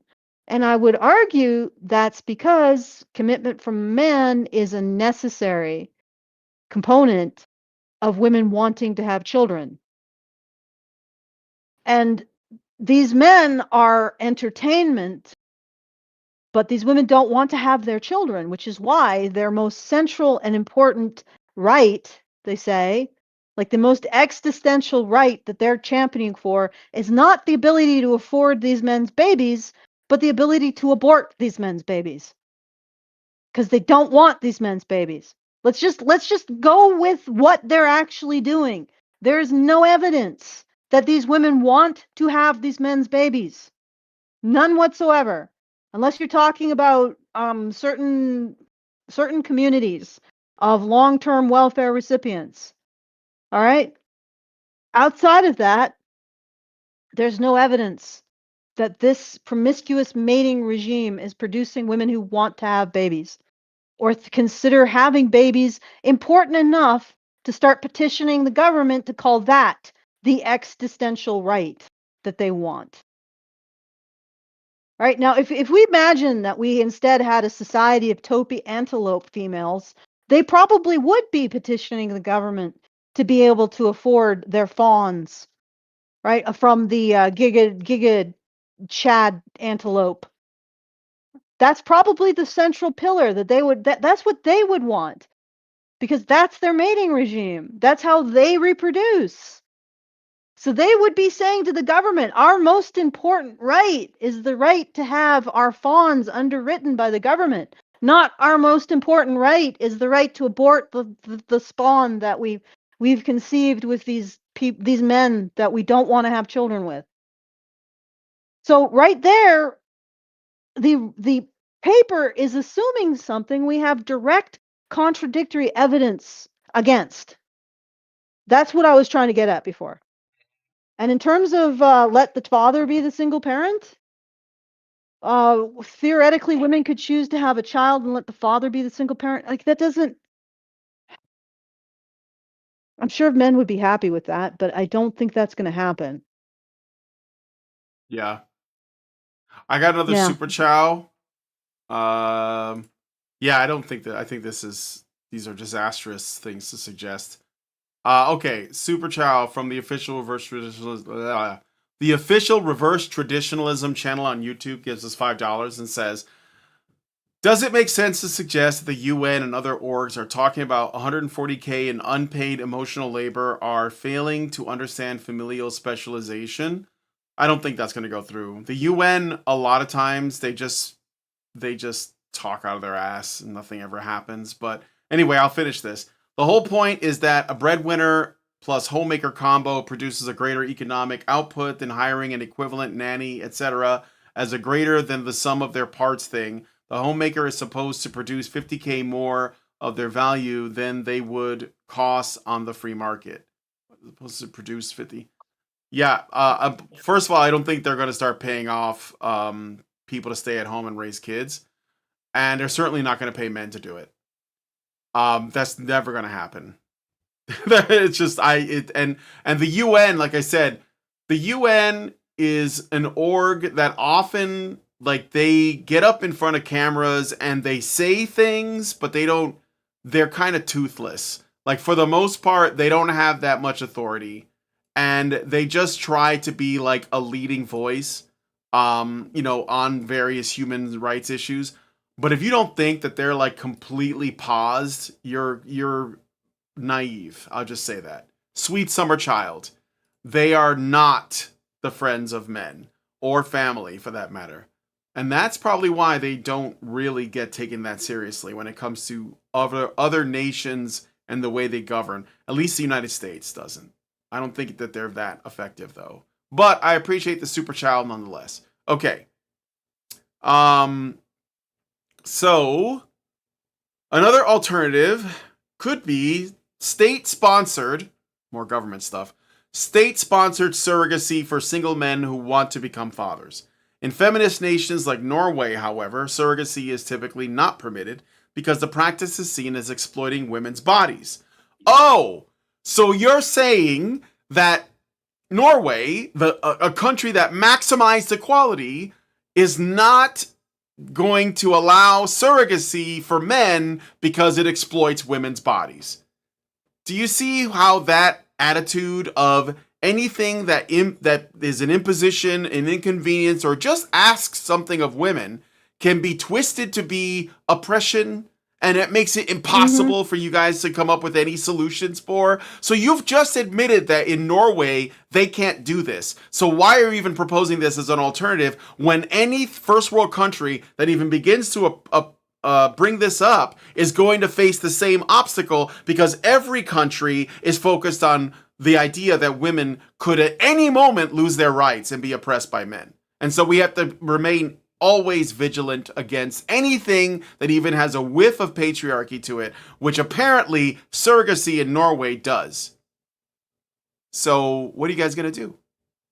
Anyway, still, a compromise could perhaps be reached to portray experiments with state-sponsored reproduction as more gender-neutral to win greater support from men. Given the increasingly dire situation for certain groups of men, communities should not underestimate the potential for resentment and misogyny arising from mating exclusion. A marginalized male underclass could become a destabilizing societal force. This perspective is also worth bearing in mind as societies seek countermeasures to the fertility crisis. While we predict many people will find such discussions unsavory, they are needed if viable solutions are to be found. So again, let me just go back to this. They're saying, all right, let me just read this sentence and then I'll translate from what I'm reading. Given the increasingly dire situation for certain groups of men, communities should not underestimate the potential for resentment and misogyny arising from mating exclusion. A marginalized male underclass could become a destabilizing societal force. So the problem with this surrogacy policy and all of this stuff that the paper is doing has nothing to do with how men could be hurt by it, but rather that those men might become misogynistic. And that's the real problem. So we should be able to do whatever we need to do to men to marginalize them, exclude them, isolate them, atomize them, and steal from them. But we should be careful because they might get angry about it. And that's the real problem, is they might get mad and they might cause problems in the country, especially for women. That's what we want to avoid at all costs. Okay, guys. I know that this Mads person offered to come on the show. They could be watching this stream right now. Like, do you not think that there's something wrong with this? Do you think men are just gonna lie there and take it? What do you think is gonna happen? I mean, go ahead. The thing is that what he's proposing or she's proposing is an additional marginalization of men. Yeah. To benefit women. And it's all because we can't question the choices that women are making, or even just recognize that the choices that women are making are counter to the human race reproducing itself, nor can we question worm tongue dripping poison into their ear, leading to these dysregulated choices that they're making. Right? And instead, we have to go immediately to let's just make the situation for men worse. And I wish it was just this is a crazy paper, but in conjunction with reading about the history of how patriarchy was never proven but became everybody's go-to for how the relationship between men and women work, I was also reading about feminist influence on law and policy. As a direct consequence of saying that men extract from women's labor, there was a feminist that said that women's standard of living reduced 76% after divorce, while men's increased some amount. And it was actually found that when she finally released her evidence, it was found that was completely false.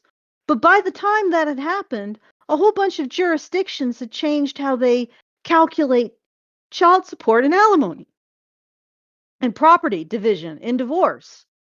So this stuff, everybody's like, oh, just ignore them. Really?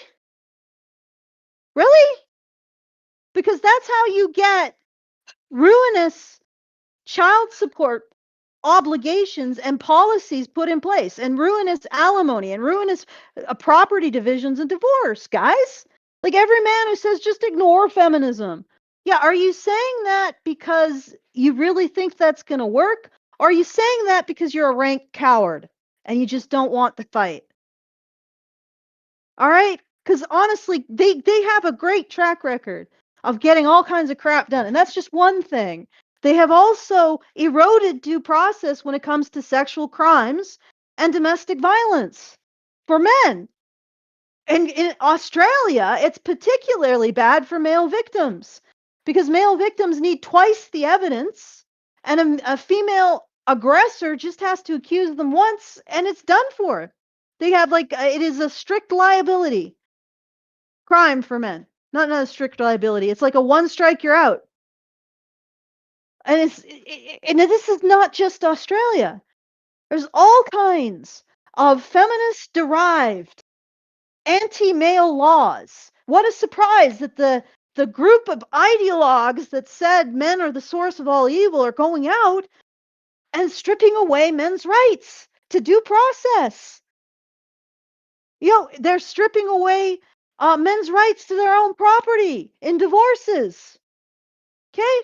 And then they're stripping away men's rights to be treated in terms of merit when it comes to jobs, to have services when they're victims of sexual violence and abuse, and when they're homeless.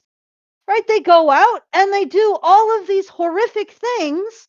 And then we have men saying, well, just ignore them. They'll go away. They never go away. It gets worse. Have you not noticed that? When we were talking about this originally, especially me, right? It was just an issue of due process. Okay. And when I first started out, I was worried about the police and due process. So the legal system. And then the Title IX stuff hit. And then I had to say, holy crap, try to get it into the police system, guys, because that's not as bad as the kangaroo courts in the colleges. And just a couple years before that, I was telling guys, hey, it's really bad in the police system. I don't know what the hell I'm going to be saying in 5 years. It just keeps and again, it's because men put their freaking heads in the sand and ignore it instead of standing up and starting and using your voice and fighting it. And again, if we ever fix this, never give women leisure time again. Right? Tattoo that devil's idle hands or the devil's playground on the inside of your son's eyeballs. Never do it again. Women should never be able to just sit at home and sit on their asses with leisure because they cannot be trusted with it. Obviously, if this is what they've created. If they got that and turned around and called the men who gave it to them oppressors, can't be trusted. All right, but regardless, my point is that these individuals keep marching through the laws and policies of the countries they're part of. Korea has been absolutely ass raped by feminism. They're never going to recover. Korea's going to turn into a smoking crater when this labor shortage hits. It's going to be a freaking nightmare. Thank you, feminism. You've destroyed an entire culture. Congratulations. All right, and my point is that we look at this paper and we say, oh, it's so crazy. What do you want to bet? 5 years, we're going to be looking back at this and saying, holy shit, they got it done. Now men are taxed at 90%. They get 10%. And the giving men surrogacy or artificial wombs, that's 10 years off. Like this stuff it's mental tar. And it just sucks worlds into it. And again, like people are like, oh, you're such a hardliner. The truth is that there are 2 forks available for the human race, and one ends in extinction. Either you get rid of this notion that the relationship between men and women is the site of female oppression. All right, you get rid of it. Go cold turkey. Just stop. Or you don't. And it just sucks our entire civilization down with it. Okay. All right. All right. I got another couple of super things. So got one from NovaFan21, gives $1 on Rumble and says, I just realized the paper forgets the study that showed when women won the lottery, she often divorced her husband, and considering the black community, taxing men more would not fix the fertility. We've poured trillions into the black population in the form of welfare and stuff like that, and it's been nothing but a disaster. Again, you're just incentivizing people, especially women, to not essentially be dutiful, and that's what you're gonna get. So I don't even blame the Or women for it. I grateful. understand. Yeah, or even grateful, right? I understand that there's a temptation there, but that's the problem is that we've incentivized it. The official reverse traditionalism channel on YouTube gives us $5. Some super chow and says, I wasn't aware that the UN was proposing homemakers or surrogates or whatever be paid. I was just talking about them claiming that women produce 140K in unpaid labor. Yeah, that's virtue signaling. It's ultimately empty. When it's actually just a sort of 2 plus 2 equals 5 benefit to the specialization. That benefit would always be unpaid to the mother relative to what she would get on the free market as a nanny, because the whole point is for her to produce greater value to her children with lower cost. Sorry, I just wanted to make sure that was clear.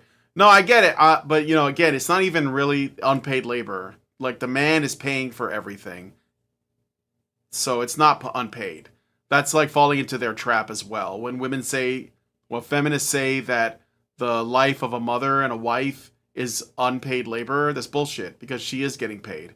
She's getting what the husband makes or whatever she makes on the side or whatever it is, you know? So, no, that's bullshit. All right. Um, So let us go back to this. Another alternative, I already read that, right? The singles, yeah. This perspective is all bearing in mind as society seek countermeasures to the fertility crisis. While we predict many people will find such discussions unsavory, they are needed if viable solutions are to be found.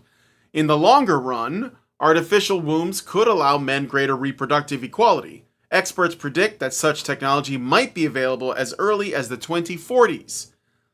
This decade is the same one in which some experts estimate that AI and robotics can free humans from having to secure themselves materially through labor. Billions of humanoid robots could be providing us with goods and services in the 2040s, bringing us towards a future of sustainable abundance. I No. don't know about that. Yeah, I think that's really optimistic projecting in terms of first of all, Okay. again, this is another one of those things, in my opinion. Human beings need a purpose. We need to work. We need to do stuff with our time. I know people are tempted to not do stuff, but we need it, like for our mental health, to be doing something productive. If you, this it reminds me of this documentary that I watched like a long time ago on Netflix called Zeitgeist, where the guy who, I think he wrote a book about it. And he was basically saying we're going to live in a future where there's not going to every robot's going to do everything and we're not going to have to do any work anymore. And so we have to re-envision what an economy looks like. And it's ultimately like a communist utopia where there's no such thing as government and there's no labor and there's no work. There's just robots. That's all bullshit because somebody has to work on the robots. We still need the raw materials. There will certainly be jobs and men will probably be doing them. But go ahead, Allison. What were you going to say? This is ridiculous. Okay. It is absolutely no, this is not going to happen. You're talking about artificial general intelligence when you're talking about robot labor. There are nowhere near artificial general intelligence.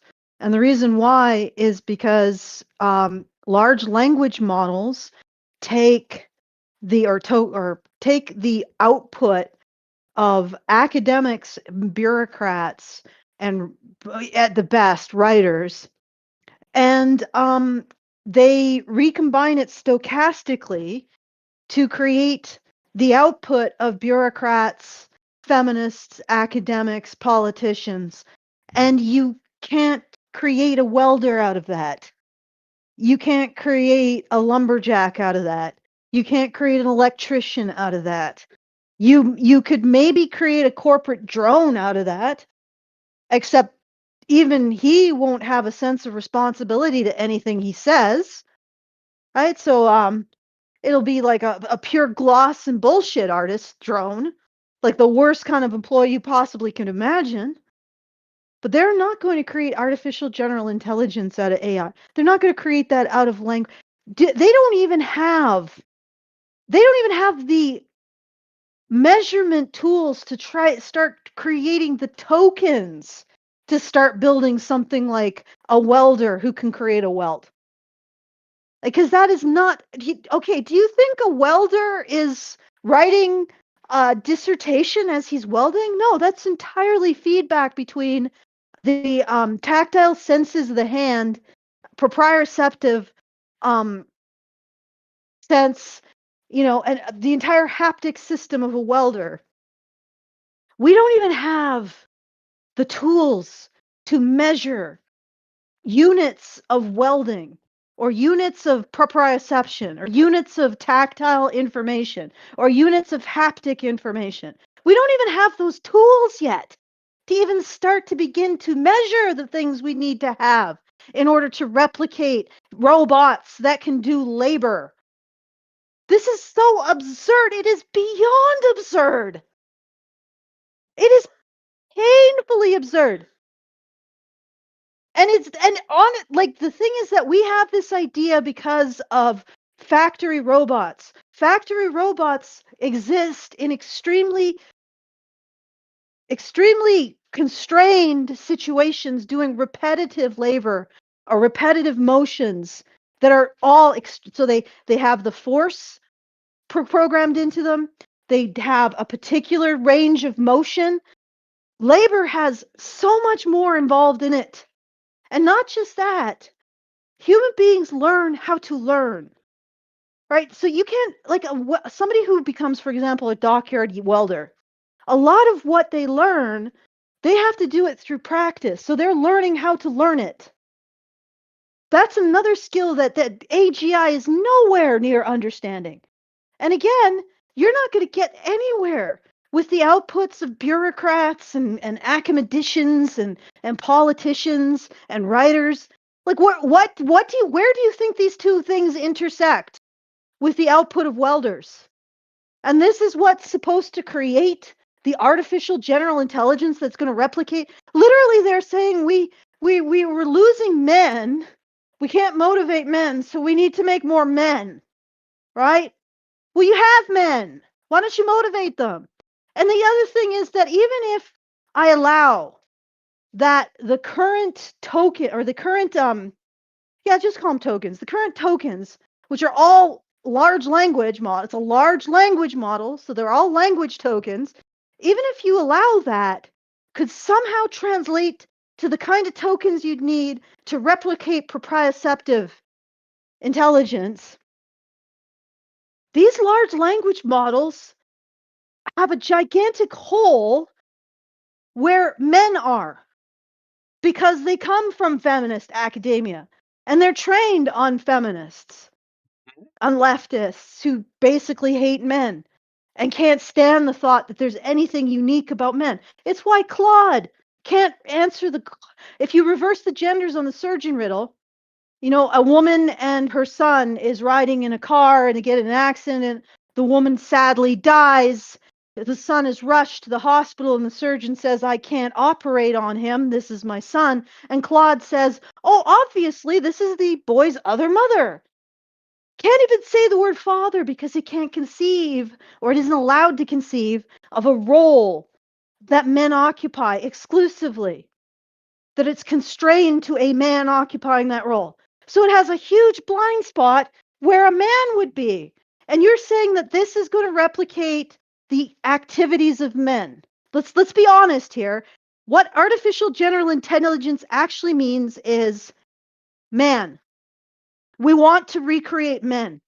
And we want to be able to command giant fleets of labor without ever having to actually care about men and their opinion of things. It's just not going to happen. Well, first of all, it's not going to happen because they haven't even started to measure the thing that they would need to measure to make it happen. But it's also not going to happen because they're not even thinking about measuring the thing that they need to measure to make it happen.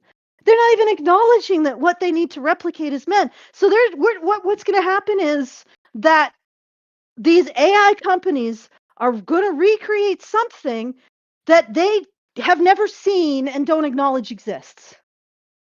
No, they're not. So it's absurd on its face. And it's also a bubble that's going to explode. All right. Yep. Okay. I would say deflate, but actually explode. Yeah. All right. So, last paragraph of this section on male marginalization, and then maybe should we like we've been going for 2 hours, so Yeah, I know. um, Each section seems to be very. yeah, there's a lot of ranting that comes out of it. Regardless of precisely when our post-automation future arrives, this is the world in which we likely can afford generous enough financial transfers to support individualistic reproduction for everyone who wants a baby. If artificial wombs arrive around the same time, men can have similar reproductive opportunities as women. Okay. But what about the children? First of all, we have, okay, right now we have sperm banks, right? So women can get sperm and they can impregnate themselves. But these sperm banks have a high failure rate. Let me just look it up here. Sperm banks failure rate. And the problem with that is that if it is really high, then sperm banks are not a guarantee, even though they're being pitched as one. Um, yeah, like freezing and thawing damage some sperm. Typically, 50% of to 2/3 of sperm do not survive the freeze thaw cycle. So it's like 2/3 up to 2/3 of the sperm that you freeze doesn't make it. So if we were like to decide that we're just gonna, for example, if we just decided today that we're gonna do all reproduction through sperm, we would effectively make a third or no 2/3 of the next generation inviable. They would just not work out. And of the ones that are left over, we don't know if there's any issues with those. A study of the Human Province Human Sperm Bank found that after 11 to 15 years of storage, clinical pregnancy rates remain stable at approximately 22%. So they get pregnant 22% of the time. And of the 22% of the time they get pregnant, the birth rates themselves, like the birth happens 80% of the time. And with IVF, clinical pregnancy rates decrease slightly from 64% to 53%, with live birth rates dropping from 82 to 74. So these are not good numbers if you want kids. These are not high numbers at all. That's just for the sperm banks right now. Artificial wombs are probably going to be worse. I'm guessing. I think that just my opinion, my 2 cents, I don't think we should be looking to these technologies for stuff that we already are built for right now. I'm just saying I'd rather fix the social problem than try to fix it with tech. But that's just me. Yeah, but feminism. We got to keep that. Yeah. It's really critical. It's funny how we can't seem to move it despite the fact that we're facing an existential end. All right, so I asked if incels want more variety in partners because I was going to chase down that fact from this, and it's basically modestly so. So incels sort of fantasize more Yeah, that's about not having a relationship or having sex with someone who is not in a committed relationship. sure. Yeah, That's what they fantasize about, but that's not necessarily what they want. no, Like and it's you only could, marginally more. yeah, you could fantasize about a harem, but do you want one? Like,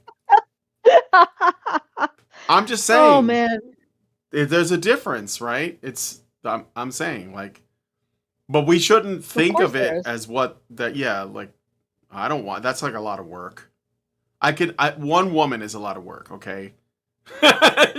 So I couldn't even think of it. I'm sorry. But yeah, they're just fantasies. They're not, that's crazy.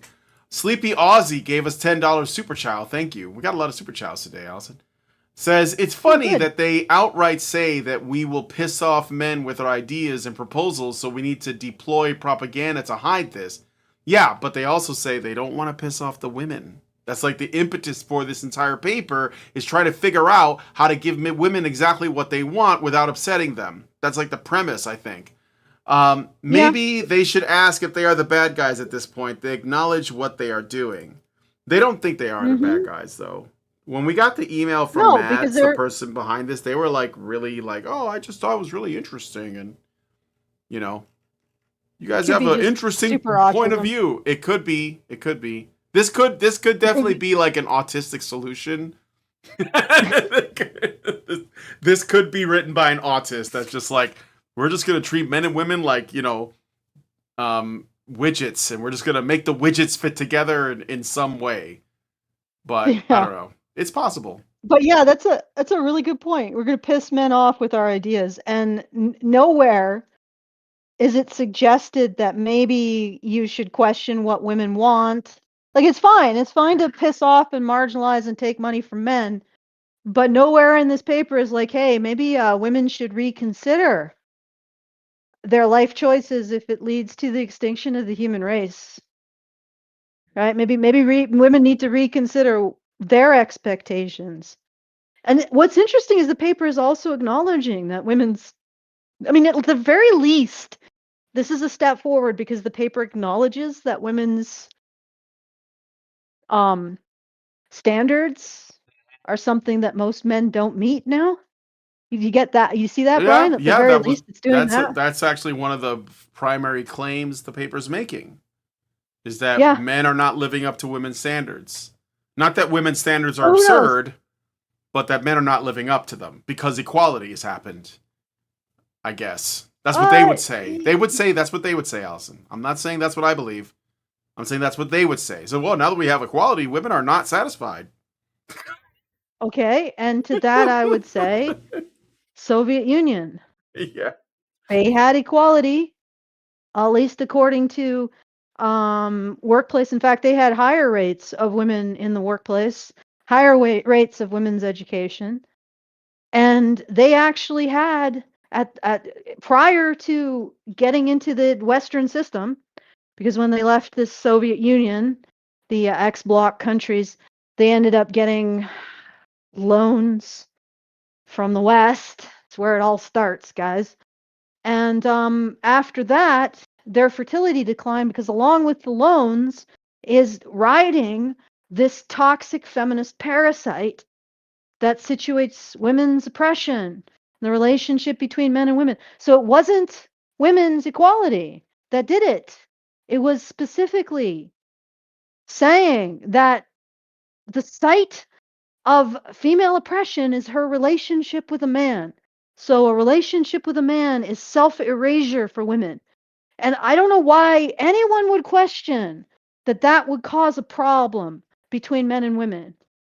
But that's where it started. It didn't start with equality. Soviet Union had that. They had it in spades. They had it more than the West, at least in terms of female workplace participation. And it wasn't till the feminist nation attacked that their fertility started to tank. I mean, it tanked a bit before because of uh, economic stuff, but then it stabilized. And then the World Development Bank, which is pretty much controlled by the U.S. Treasury, they went in with the European Development Bank, and they sicked some feminism on them, and the rest is history. Their birth rate started to plummet again. And again, like to me, it just makes perfect sense that when you tell women that getting in a relationship with a man is basically signing on to her own oppression, that women would be like, I don't want to do that. And then when you enforce it, when you say, well, if you're a woman who questions that, then you have false consciousness and you're not really a person, right? And that's what the sisterhood does. Any woman who questions it is a pick me who isn't really a person. So, line them up against the wall kind of thing. Yeah. At least in terms of socially ostracize them, remove our perception of their personhood, right? Yep. I wonder if that's really one of the reasons why I'm different. It's like when women do that to me, I'm like, yeah, I don't need you in my life. Bye.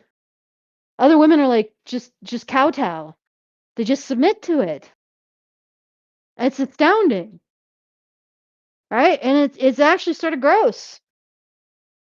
And again, I've said this before. Like if a woman wants to silence me or control what I say or think, the exit is that way, out of my life.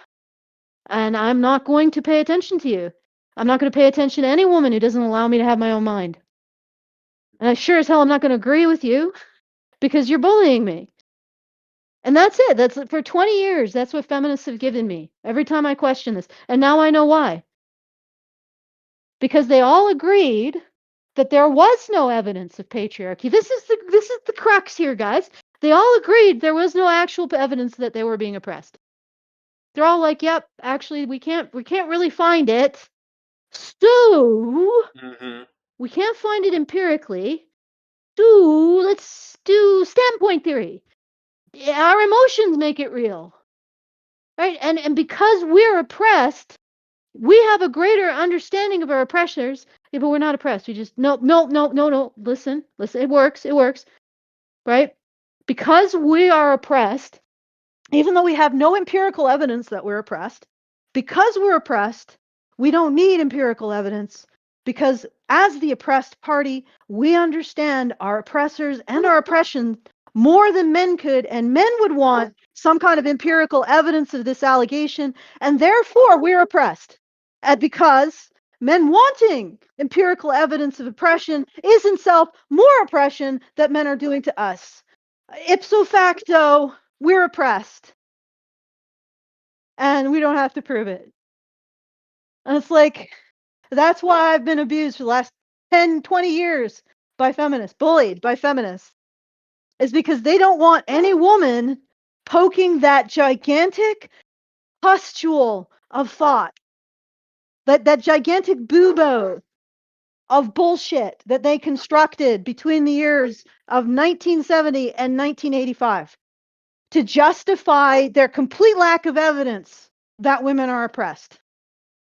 And they did. They created standpoint theory saying we don't need evidence. Evidence is of the devil. I mean, when it's of men, and men are of the devil, so we don't need it.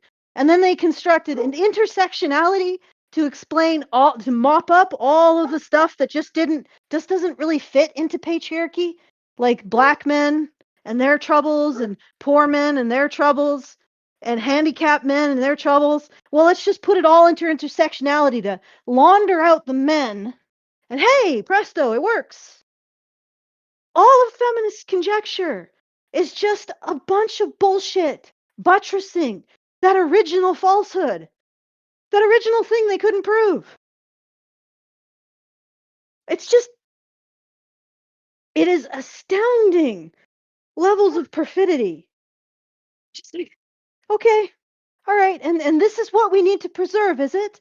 This the future of the human race is in the scales, in the balance, and then a bunch of women in the 70s deciding that men oppress women with no evidence, and we need to preserve that.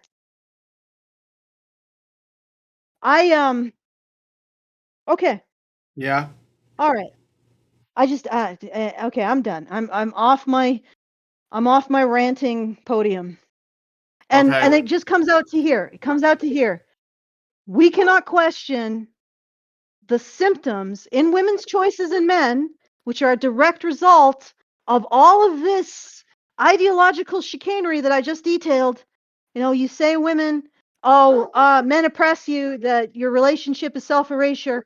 They create insane hypergamy as a result. And we can't question any of that for the same reason we can't question the crass insanity in the 1970s. Like, I mean, I don't even get it. Like, how did people just look at that and be like, yup, yup, yup, yup. Yup, yup, yup. That makes perfect sense. Was it just another situation where everybody just buried their heads in the sand and said, oh, if we ignore it, it'll go away, guys. Surely feminism will go away if we ignore it. Well, it didn't, did it? It just went everywhere. And now we have this paper, and we can't tell women, hey, your standards are insane. And maybe it's because worm tongue is dripping poison in your ear about men. Okay. Okay. Whew. That was the long one. Mm-hmm. I think I need a nap.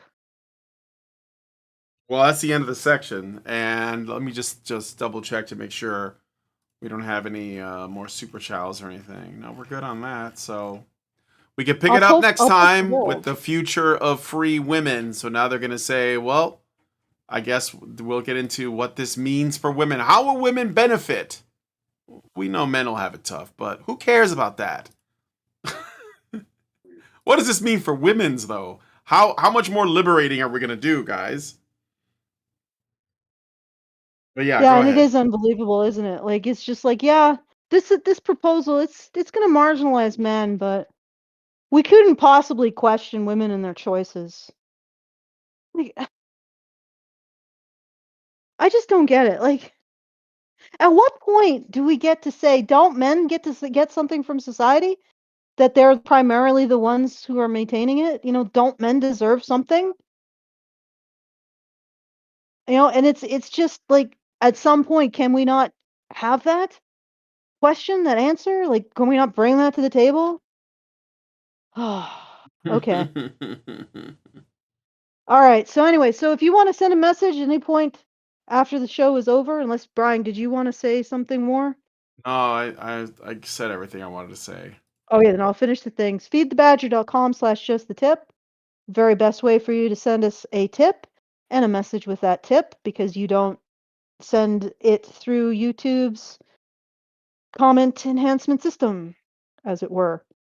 And if you would like to support the show, that's at feedthebadger.com/support. We do only have 7 days left, so please do put something in the hat to make sure we can bring you this content and keep the fires alive. That this is all nonsense, and the solution is to stop allowing feminism to define the relationship between men and women. Okay? And no, there is no good feminism, and no, it was never good. It was all radical feminism, and it was all about situating men in position of oppressor, like replacing the capitalist and Marxist conjecture with men. That's what it was about from like the 70s onward. That's what it was about, Yep. guys. Nothing else.